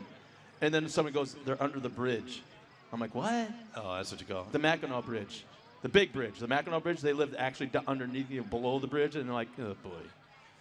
But there's nothing like a Uper, I'm telling you right now. They know how to do it up here. They're a special breed. Oh, yeah. I will give you that. We got a little bit of time here as we get ready. And you know what? We do have some while they're doing track prep. I think we're going to get to take a look back at what happened at Charlotte. You know, this is round 5 and 6, but what happened at round 3 and 4 in the Pro 4? We had some fiberglass being swapped at that one as well. Yeah, here we go, right here. Johnny Greaves, this is night number 1 in Charlotte. He was on it, but the 25, he was on it as well. Mark Jenkins just behind him. Look, a little love tap there. And another one, and another one. And here comes another one. How about that? 5 wide. If anyone's seen that picture, there are 5 wide coming through that corner. Scott Douglas sticking his nose in there. He's back there in 3rd, but there goes the 7 trying to get to the inside. They got hooked up for just a little bit. Douglas actually taking over 2nd for a brief moment. Then he goes to take over that line, and whoa, hello, Mr. Bicycle. Now, one of the coolest things that we've never seen before is Johnny running, and here's that scene right there. The right front tire actually came into the cockpit of Johnny Greaves, and they both continued on. Like nothing ever happened. The 25 of Mark Jenkins got into it. Look at him, just all on an inside. That's a little replay of what happened in that. That was the last turn, not in the last lap, but that was the last turn. But taking the checker flag first was Johnny Greaves, and he said, yeah, I'm in that cockpit, and whenever I saw a tire into my netting, I knew it wasn't good. And I believe this is night number 2. Right, Douglas out in front, but Cheney sticks his nose out there. We saw how fast he was in Prim. He just did not have the night he was looking for in Charlotte. The drama, or the dramatic scenes we're seeing out of these 2 drivers, they were literally, I'm not kidding you, backing up into the corners. Watch Douglas right here, turn it sideways before he got to the corner. Both the top 2 drivers, Adrian Cheney and Douglas, were just backing into the corners. And Johnny Greaves had a good seat back there in 3rd. You throw in the 25 of Mark Jenkins there. Look at him, 4 side by side by side, and Cheney got the bad end of that deal in the middle of the race. That really kept his chance of winning hopes, he lost them right there. And the infield of this track was getting so rutted up. It actually kind of made it cool. Instead of being a problem for the drivers, it made it great for the fans. Scott Douglas able to take the win on that second night of competition in the Toyo Ford. And Johnny Greaves, your points leader, 90 points. That's 11 more than Adrian Cheney. Not too far behind is Mike Jenkins, Scott Douglas, and Mark Jenkins. So still anybody's ball game. You only have 20 points separating the top 5 drivers, and you see that they're not afraid to put those tires into the window nets if you have to. Well, it feels like for the Pro 4 guys, we're getting towards the halfway point of the season, and they're driving like it's we're 75% of the way through the season, and the aggression that you guys are taking on each other is amazing from what we've seen. It might be different today because it's on a larger track. It's more high speed. It's not tight like a Bristol kind of track like we're used to the first couple rounds. This is going to be like Talladega. I'm not saying they're not going to make contact by any means, but I think they're going to be a little less touchy-feely in some of these corners. Well, I didn't get to see the results from qualifying today, but I saw the practice time yesterday, and I have a feeling it was very. Oh, look at that Condor, aka a Michigan Macedo come in. Johnny Greaves was like 3 seconds a lap quicker, either in qualifying or in practice. That's not a good sign if you're everybody else. It's evident that he's been here before. Oh, he's got a very, very thick notebook in just about every class. I think he ran here back in the day, even in a single buggy early in his career. So he's raced single buggy, Pro Light, Pro 2, and Pro 4. You know how we do that up here? You don't have to spray yourself in the face. What you do is you spray it into your hand, like lotion, and then rub it into your face. No, I was using his deodorant right then. But yeah, but then you reach in and you grab a French fry, and you are eating some DEET. And I don't know what DEET is, but I know I don't need to ingest DEET. D-double-E-T. I know DEET and eat sound alike, but that's got to be some lethal stuff. You know what? We got, come on over here. We got one of our UTV guys that was here, and I got to know him a little bit, maybe not personal, but just getting a chance to watch him on the track. This last winter for the first time, I was up there, and we've got young man Carlson here that ran in the AMSOIL Snowcross Series, one of the best ones in the world. I mean, I talked to these guys out in Temecula, and first off, welcome to Bark River. What do you think of the racetrack? This is awesome. I've been here twice before just for watching, and I can't believe I was out there for once. Now, how were you able to actually take any of your snowcross experience and kind of bring it towards the UTV? I've been racing a few UTV for a few years at our track, and I found that it does cross over a little bit. I mean, racing's racing. You're out there mixing it up with guys trading paint, and definitely picking lines. And I've raced motocross too, and I mean, it's not going to hurt you, make it slower. So, but yeah, it's everything's a little different. You just got to get used to it, and seat time's your friend. So. No, you're kind of talking. My language. Robbie's language. When you talk motorcycles. I got to cover sleds. I got to do that, but it's still racing. I mean, you still, like I saw CJ in the deal. You try and set up those turns when you got a guy in front of you.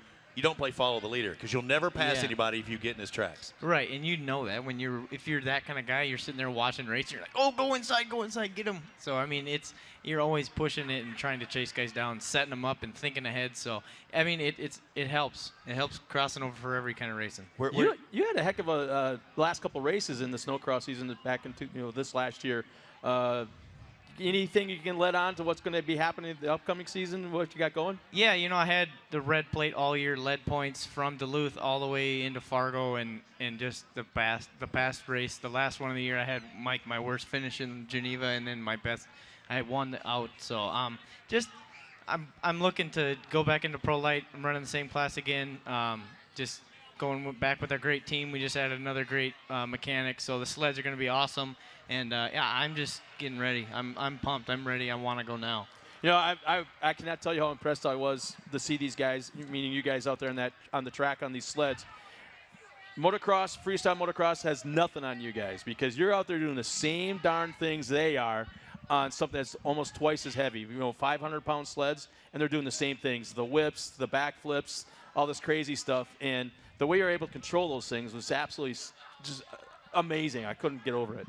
Yeah, it's every machine's a little different, and I don't know. It's something about a sled that's unique and it has a certain nimbleness to it, and just you can kind of pound through stuff that you can on a bike, and there's certain things you can do on it that you can't do on a quad. So I don't know. I kind of feel like I have the right kind of combo because I'm not like super fast on a bike. I'm not, but I can get around on a sled pretty good. I feel better on that. So where does it leave you as far as this dirty stuff out here goes, and maybe stepping up in classes? What are your future aspirations? Oh, I'm open. I don't have if anybody wants to anyone's sponsor, got you'll do a it. seat, or if someone in the Pro 4's got a tummy ache and they need a driver, I'm here. But he's going to get really, really friendly with Jeremy Meyer from AMSOIL. Yeah. But I mean, it takes sponsors, of course. But but what are your aspirations there? Do you want to do that? Like I was a motocross guy and I went to dirt track cars. I started racing cars. Are you already having thoughts to step up that? Because UTV is one thing, a buggy's another, and you just keep progressing. I've raced a little dirt track, UTVs obviously, and I like the jumps. I don't like the circle. I mean, it's cool. You're cornering, and that's cool. But I want to get in the air. So well, I gotta ask you this because at the AMSOIL Snowcross powered by Ram series, we had microphones set up at different parts of the racetrack on the ground, right at the landing areas of these jumps. Huge jumps. Yeah. Huge jumps. I cannot emphasize enough. Where? All over the place. Yeah. Every racetrack was like that. Yeah. And the sound that you guys are making, I mean, you bottom out. You have to be bottom out in every single jump. And my backbone, my butt, my knees, my ankles were sitting there, and I'm announcing for you guys, and I was in pain just listening to this stuff. How do you survive an entire race like that, to say nothing an entire season? You just gotta suck it up. I mean, it's tough. I've blown both my knees out before and just had multiple injuries, and it gets tougher as you get more injured and more aches. But you need to you gotta be in shape. And the minute you get tired is the minute you get hurt. So. Well, keep it up, man. It was fun to watch you. Hopefully I get a chance to come out there and hang out with you guys again. And once again, this is Andrew Carlson. I know him from the AMSOIL Snowcross Series. He's here joined us this weekend. And now we got an update from Kelly Snyder trackside on Johnny Greaves. Kelly? Well, guys, our 2013 Pro 4 champ is also leading the points here. Johnny Greaves, coming into 2014, is at the top of this Pro 4 class. And guys, he says this is definitely one of his favorite tracks. He just seems to have a knack for it. He doesn't care that he has a standard transmission versus most of these guys with a manual or with an automatic, because he says, look, that's all I've ever known on this track. That's what I'm here to do, and I find some pretty good lines on it. His son CJ's already taken a third and a second in today's race, and we heard CJ maybe jumping into a Pro 4 to beat his, to combat with his dad out here on the track sometime this season. But for right now, CJ, it's all about your dad in the Pro 4, paving his way for Father's Day weekend. And guys, let's see what happens with Johnny Greaves and the rest of the Pro 4 track. Let's find out soon. 7 drivers on our list. It looks like 1, 2, 3, 4, 5, 6, 7. Yep, looks like they're all set to go. Roz Hook out of Holland, Michigan on the Toyota with a Nitto ATD transmission sponsor machine. He'll start in 7th, or again, we don't have the official start list. Looks like our number 6 driver will be actually in the 5 truck. Mark Kwame out of Columbus, Ohio, and the Max's Popcorn Suns Tennessee White Whiskey 4. How about this, starting in row number, starting the 5th spot, he calls himself hometown St. John Virgin Islands. He's got Max Tire, Realtree Outdoor Energy Drink, and 4-wheel parts. And Wildman Bites Beef Snacks. The number 11, the Wildman Adrian Cheney. Alongside of him, here we go, the current points leader and current champion. Number 22 out of Green Bay, Johnny Greaves. Mark Jenkins into 25. Look for him out of Plano, Texas on the Cooper Tires Traxxas Ford. The number 47, Mike Jenkins, also out of Plano, Texas on the AMSOIL Fox Shocks Cooper Traxxas Ram. And we have out of El Cajon, California on the Toyo AMSOIL Borla Exhaust Toyo Tired Ford, the number 7 of Scott Douglas. They make this left, we pull off the pace truck, and we will fire it up for the final race of the day. And I'll still tell you that red ticket, who won all that cash right after this race. Green flag is out, and we're underway. Jenkins. And Jenkins on the front row. It's Mike Jenkins with the whole shot. Man, that was a great move, but he gives up the inside. That's a 4-wheel drive truck grabbing for traction to 25, trying to make a move. That's his brother Mark now on the outside. They're still side by side coming to turn 2. Now here for turn 3, and it's Mark Jenkins now running up front. Mark shut him down. He knew brother was on the inside, but he had to get that inside line. Adrian Cheney back in 3rd. Johnny Greaves in 4th. 5th spot, Scott Douglas, Ross Hook in 6th, and Mark Kwame in 7th. As they head down that backstretch, this is where they got all that speed. Now in that soft left-hand turn. aimed right now at the cemetery turn. Another left-hander. Look Mark at Jenkins has pulled out. Yeah, Mark Jenkins pulled out a little bit of a lead. Jenny now right sandwiched between Mike Jenkins and Johnny Greaves comes the inside. The door was open for a moment, and Johnny Greaves squirted the inside of Adrian Cheney. That's what I was saying. Cheney, look at Cheney. He was in the wrong place at the right time for Johnny Greaves. And Johnny moves up into third with the 47 in second. First, let's go down to Kelly Snyder for an update on Mark Jenkins. Bark River, he said this is going to be his lucky race weekend. He just had his first son, Jack River Jenkins, so he says Jack River is going to bring me really good luck here at Bark River. Wow, didn't know that. How about that? Happy Father's Day to him. Happy Father's Day to Mark Jenkins as he's running up front and appears to be pulling away just a little bit, at least in the last half lap. Johnny Greaves now into second. It's Mike Jenkins, Adrian Cheney, Scott Douglas. Mark is on it, but now let's see what Johnny can do. Look how far he landed down the flat there. Cheney trying to get things going again. Once he got wide and let Greaves go by, he's really not made up any ground. He's back and forth. No, I'm going to go out on a limb right here because right now, I think the guys are being patient. They're waiting for that competition yellow, especially Johnny Greaves. He's not going to take any chances. Got a long race to go yet, so they're going to just hang out. Cheney, on the other hand, might be a different story. Yeah, that's right the now, one. Yeah, I'm shaking my head going, no, Cheney's not being patient. You know, Cheney and Douglas, I think, on the other hand, are definitely going to be on it, trying to get as far forward as they possibly can before that competition yellow. Otherwise, the top three guys are satisfied where they're at. I agree, except for the fourth guy, that orange truck. You call him the wild man for a reason. And I think he knows he needs to get in third at least so he can have a good shot at winning this thing. But look at Johnny Greaves. Now we're going to have a race heading down into the first turn. These are four-wheel drives, a ton of horsepower. And Greaves is going to go to the inside looking to try and grab some traction. But the 25 still holding him off. Mark Jenkins. I'm telling you, they got a memory. Neither one of those drivers has forgotten Charlotte. They may have forgiven each other, whatever it may be, but they haven't forgotten. And if it comes right down to it, you're going to see the same exact thing happen if need to. We're watching it on the video board. You're watching it around the world. Thanks for watching on the Motortrend channel on YouTube. The 2.5 of Mark Jenkins, Cooper Tire Traxxas Ford out in front. You see the Toyota just behind him. Now, generally you don't want to be out there, but that's an off-camera turn on that outside, but that set him up perfectly for that left-hander. Johnny Greaves pulled the same exact move that he did on Adrian Cheney just a few laps ago. So easy. God, I can't imagine there was absolutely no contact, not even close, but made the pass on the inside so easy. Well, I'm saying you usually don't want to be out there. That's an off-camera taking you to that outside, but he knew he had to keep that momentum up and just dive to the inside, and Jenkins could not do that. Well, now we're going to watch. Will Jenkins be patient and stay around the back bumper of Greaves? Will he kind of try to retake the lead? And will he wait for that competition yellow? He doesn't look patient.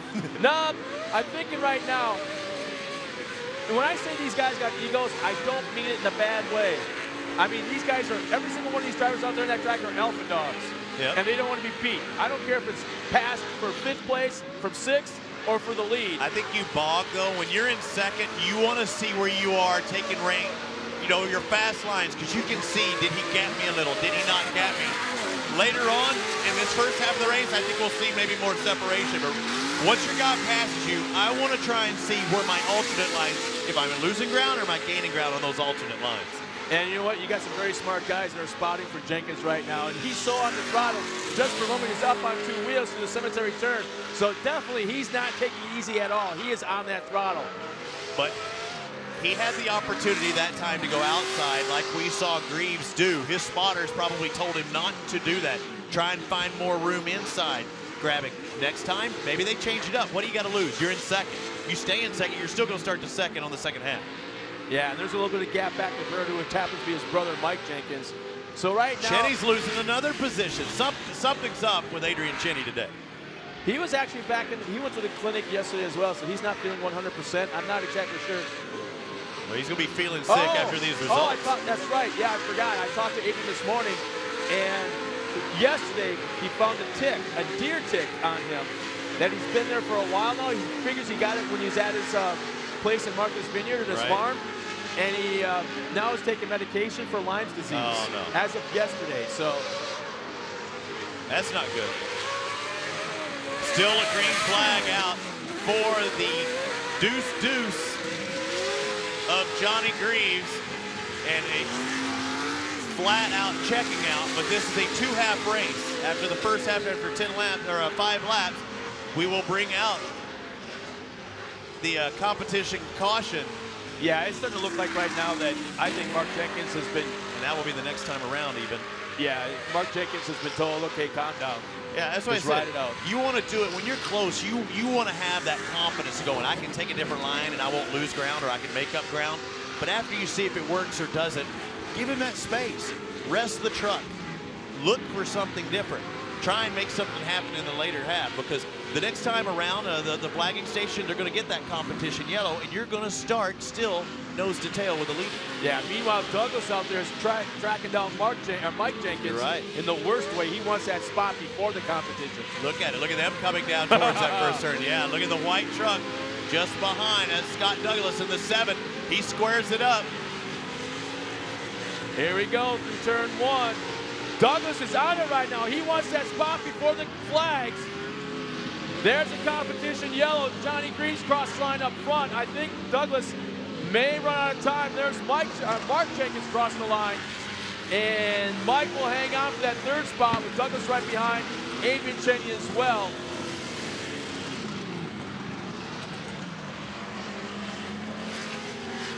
Well, we had a gap for the first half, but they're going to start nose to tail here in just a second. We're step aside for a second, get back with our second half of Pro 4. I'm one of the owners for Total Chaos Fabrication. I'm also one of the drivers. We have to test our equipment. You have one opportunity to nab the money shot. I have to believe that it's going to be accessible and it's not going to fail on me. We'll travel with equipment like external WD hard drives. We have to trust that the equipment's going to protect our data. I have to believe in what I'm using, and I have to have trust in it. As the velocity of change in the world increases, so does the promise of opportunity. For over 86 years, we've stayed true to the belief that if you put quality in, you get quality out. No matter the job, our equipment is built for it. No matter the ask, our dealers are up for it. No matter the challenge, you'll be ready for it. Build on a company that's built for it.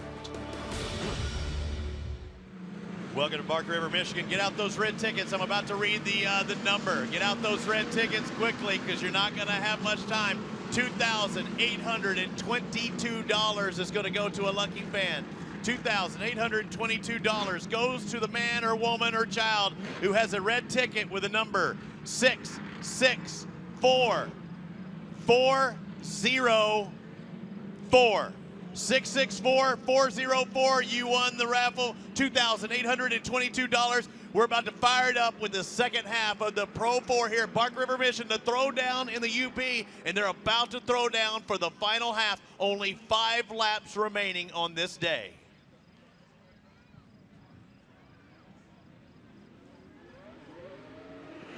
Late start, but Johnny Greaves is out in front and trying to pull away from Mark Jenkins in second, Mike Jenkins in third. Oh, Mark goes wide, Mike goes to the inside, and I think that just gives more room for Johnny to pull away. I was just being very quiet at that restart. I wanted to hear the sounds coming down to turn 1. Oh, man. Love that sound. The RPMs and how quick you get those RPMs are awesome.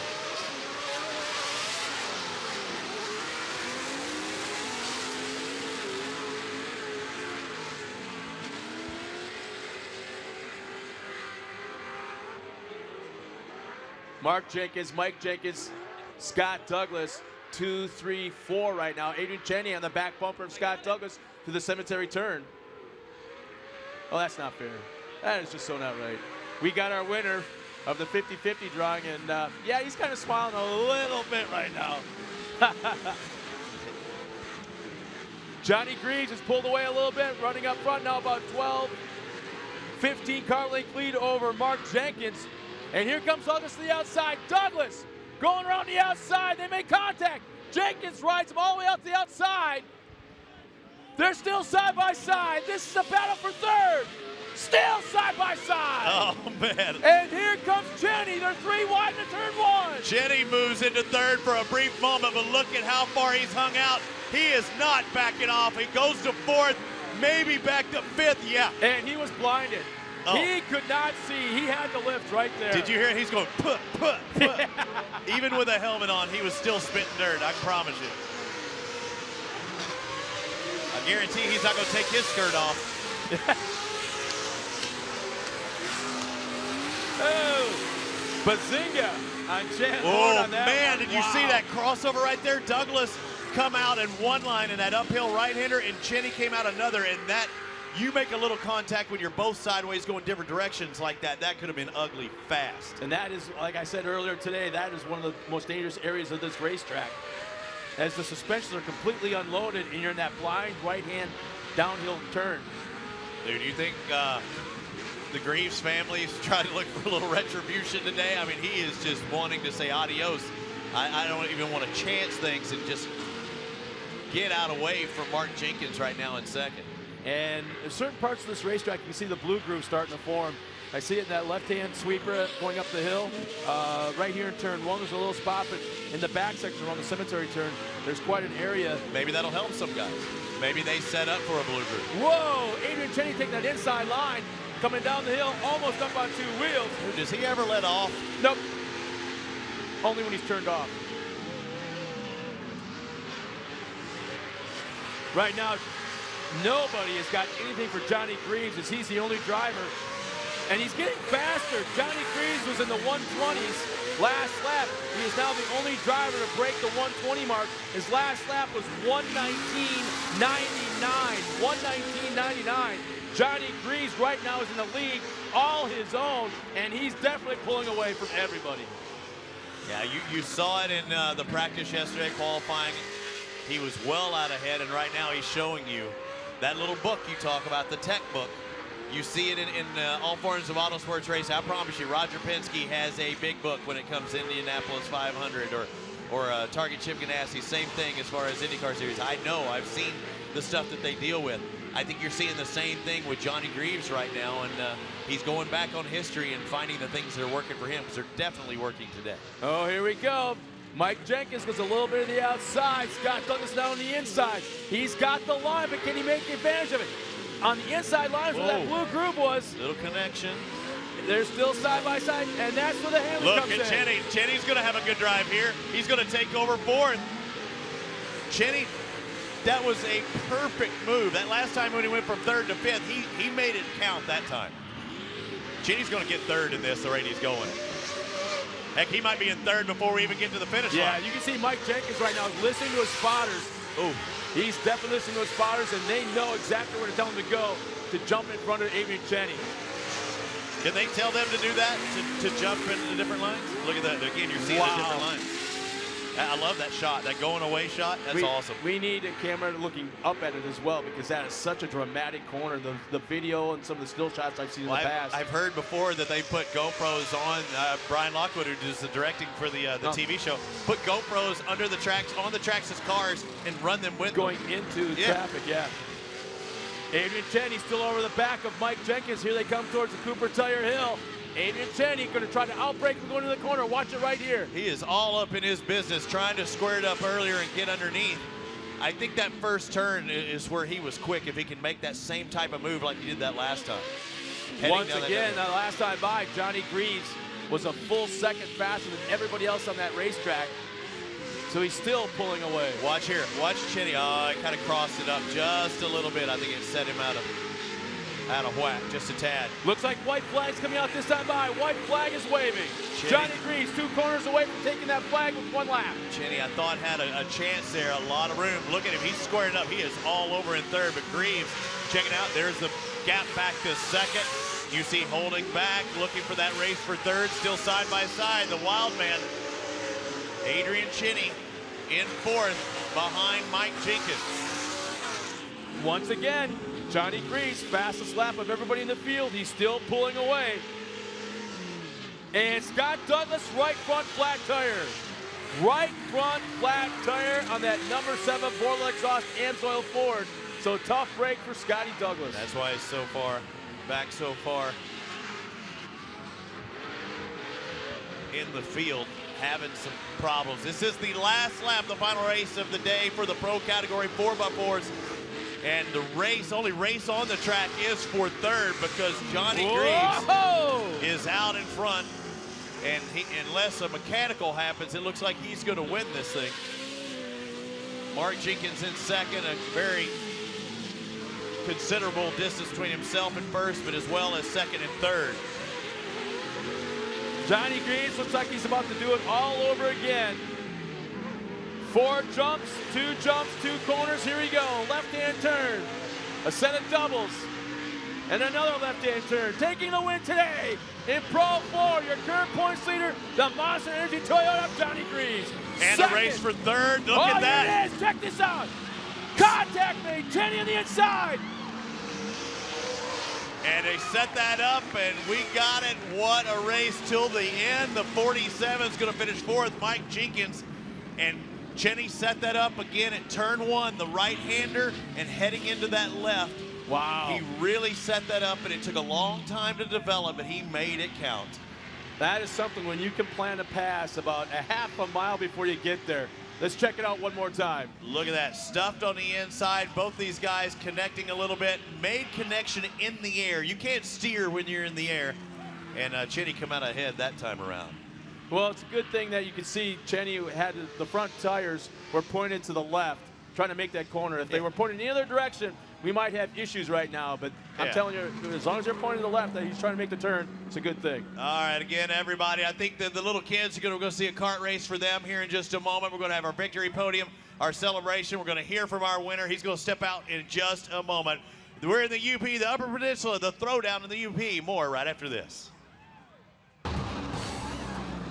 Emergency safety crews depend on their gas-powered equipment to start when they need it. That's why they use VP small engine fuels, formulated with no ethanol to prevent fuel system damage and ensure easier starts.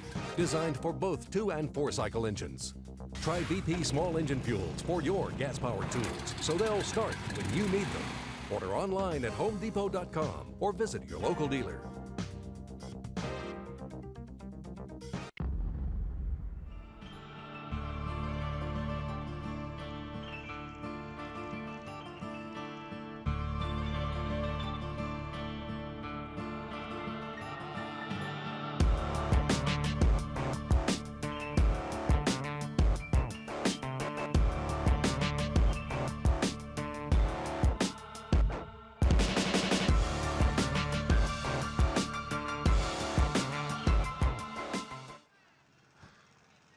Well, we're back here one more time at beautiful Bark River, Michigan at the Bark River International Off-Road Raceway and watching that GoPro commercial. GoPro has enabled the person sitting at home watching that kind of footage, give them a pucker factor. Yeah, There's no doubt about that. Especially what those guys do. The fans are bailing out. They're going to come back again tomorrow. It's the throwdown in the UP. We are done with day 1, and we'll finish things off with the Pro 4 Victor as he climbs out of his truck. And what about Johnny Greaves? Look at how happy he is. A Greaves truck finally was able to take a win today. Let's go down to Kelly Snyder. Well, thanks, Robbie. What a great race that was for you. We saw CJ with the third. We saw CJ with the second. I just knew there was going to be a Greaves in that #1 spot. Congratulations on that win. Yeah, CJ had a little bit of struggle today, and I was hoping he wasn't setting a tone for the whole weekend because we need to get a win out of this first day. And so, but it was all good. I mean, the track was unbelievable. I mean, these guys do such a great job at it, and Torc's doing a great job at organizing all that, and the USAC guys, and I got to thank my team. I mean, they put together the perfect truck for me this weekend, from every practice to qualifying and everything. That thing's been spot on, and I just got to drive it and look pretty after, which I struggle at one. And Staying out front, you definitely stayed a lot cleaner and not as dusty. The guys behind you definitely were taking this Toyota roost. Yeah, there is a lot of roost. It's crazy. I mean, we got fortunate because there wasn't a lot of water on the track. We had a good track, so but just the roost getting up in your eyes and underneath your shield, and you know, it takes so long once you exit a corner for it just to clear to see if you're even pointing the right direction when you're chasing one of those guys. So, man, Adrian put on a charge early, and both Mark and Mike Jenkins were on it. I don't know what it is about Bark River and them two, but they come to life. Oh yeah, it's one of their favorite tracks as well. So congratulations, and tomorrow, you never know what happens at Bark River. You may be fighting off mud and no more dust. It's gonna be mud clots flying at your windshield. Yeah, let's pray we don't have to deal with that. We need another beautiful day like we got today, and great crowd like what we got out here. I mean, this place never lets you down when it comes to great racing, great crowd, and great fans, and thank you guys all for coming. Well, guys, we'll catch up with the other two on the podium in a few minutes. Thanks a lot, Kelly. Yeah, I forgot we weren't doing the podium thing. I thought they all drive up there and get them coming out. The birds are starting to come in as you see them swoop into our picture. Yeah, no need for volunteers to help clean the hill. I think the seagulls are doing it for you. Yeah, pick up all your plastic bottles and throw those in the trash. But if any food left behind, these bad boys are going to get them. But we suggest everybody do pick up their stuff and do not feed the birds, because they'll be back. It's a crazy situation. Yeah, they'll come back tomorrow on you. All right, we're step aside again just one more moment, and we'll have the Pro 4 podium right after this. We had these torrential downpours, and these trucks are not designed to have another 2,000 pounds of mud put on them, and then you pack the radiators tight. The tranny gauge, the water gauge, the oil gauge, everything's pegged. The AMSO product came through for us and kept the rear end, the transmission, and the engine all running fine. And I tell you what, we were ready to go for the next day, and pretty proud of it.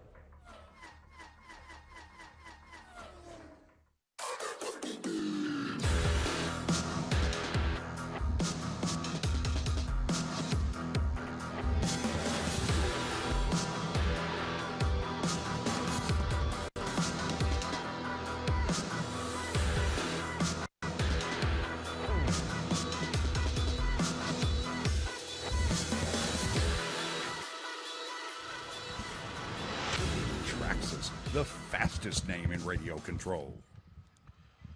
Welcome back here to the Upper Peninsula. The victory podium's over there. I want to remind everybody still sticking around, or some of the people in the pits are walking around. We will have an autograph session. I was just been told immediately following this presentation down at the souvenir, the merchandise trailer. So if you want these guys and all the guys autographed, they will be signing immediately following this award presentation. Let's go down to Kelly Snyder, who's with our victors.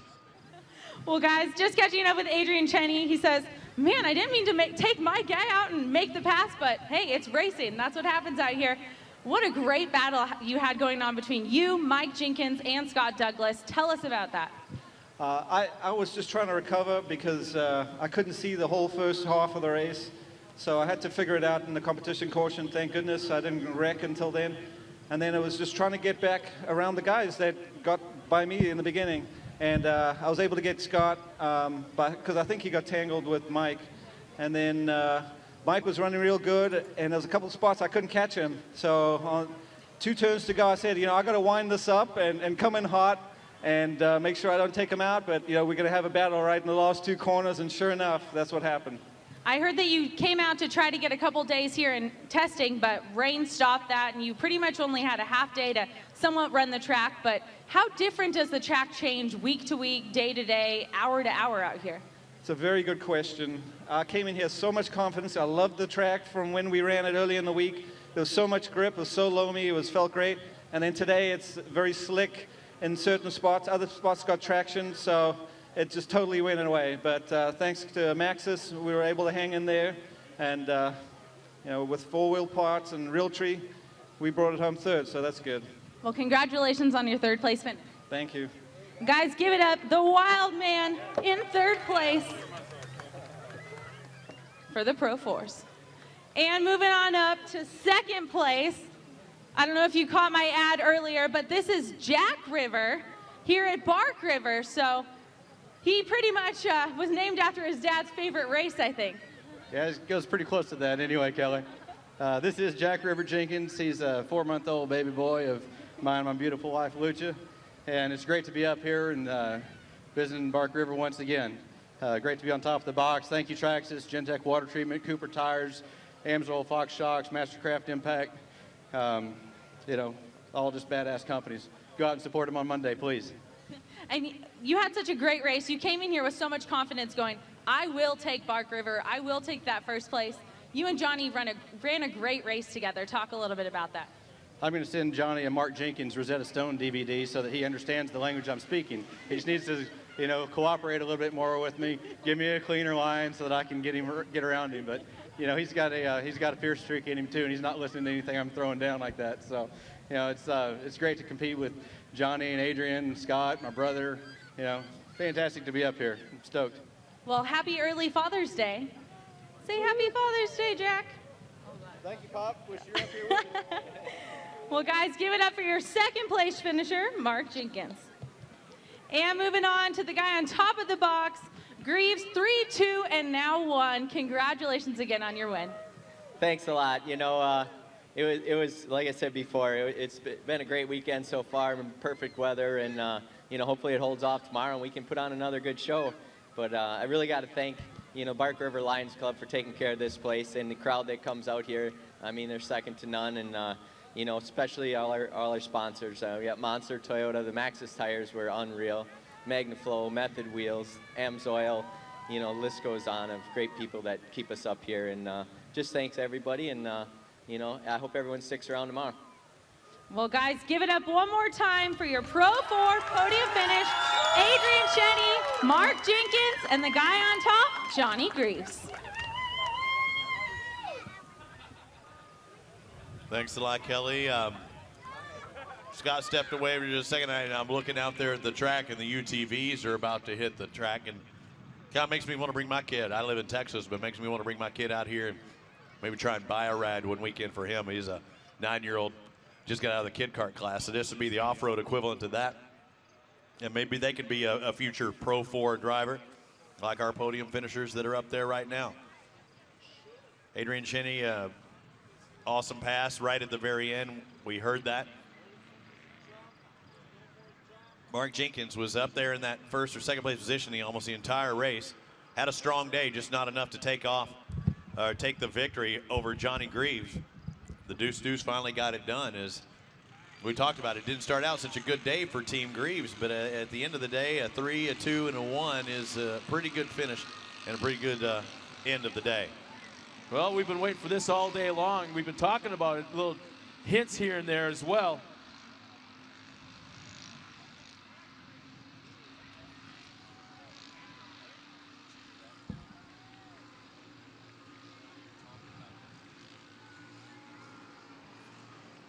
So we've got to do a little, take care of some business of the recap of what happened in the Pro 4 classes. These fans checking out some little groms here, but the Pro 4 started off with Johnny Greaves. Our top qualifier was actually one of our back in the back. Oh, we're starting off. No, that's Pro 4. Yeah, that's it, right. Pro 4. I thought the guy who winds up winning the race moved his way up into second. He didn't start on the pole, but it didn't take him long to get up there in those front 2 positions. Yeah, there goes the inside. I mean, the guy knows his track better than anybody on that in the field. I mean, he's got so many laps around here, so many years of racing in so many different classes. The 25 of Mark Jenkins was out in front until that move. Johnny able to position himself on the inside, never looked back after that. When the competition yellow came out, it was his job to hold off everybody. He did more than that. He pulled away from everybody. Well, if you notice, his truck handled this track so much differently than everybody else's. You know, they hit the doubles a certain way and kick their truck off to the side or up in the air, nose down. And I never once saw that from Johnny Greaves. This truck handles this track so much better than everybody else, at least at this race. Yeah, he proved that he had the better equipment and the better driving style out there today. Doubling up, making that way. That was actually where he made that pass earlier on that from that outside. A great move, enough to take the checkered flag today. And he might have developed some lines that he wasn't expecting to find, but he made it happen here in Pro 4. All right, welcome back. Taking a look at us one final time. So if we take anything away from today is we saw great racing, just like we've seen throughout the season. But as I feel the chill in the air and things starting to get a little cooler, we may have different weather tomorrow. If that's the case, throw everything out the window of what you learned today about your truck, because you're going to have to set it up different. Yeah, it's a whole different notebook you have to rely on or create a new one, because the cooler the weather, the lower the humidity, the more horsepower, and that changes everything. Going all the way down through the drive line into the rear end, and where all the gears are and everything. We're talking once again about the transmission, torque converter, everything like that, with more horsepower and even tire grooving. So absolutely. it changes everything. Yeah, the tire, the suspension setup for that. Your truck does not handle the same on hard pack as it would in a muddy situation, and/or to account for extra mud being held up by the truck. So things will be different for the guys tomorrow. It's a clear day today.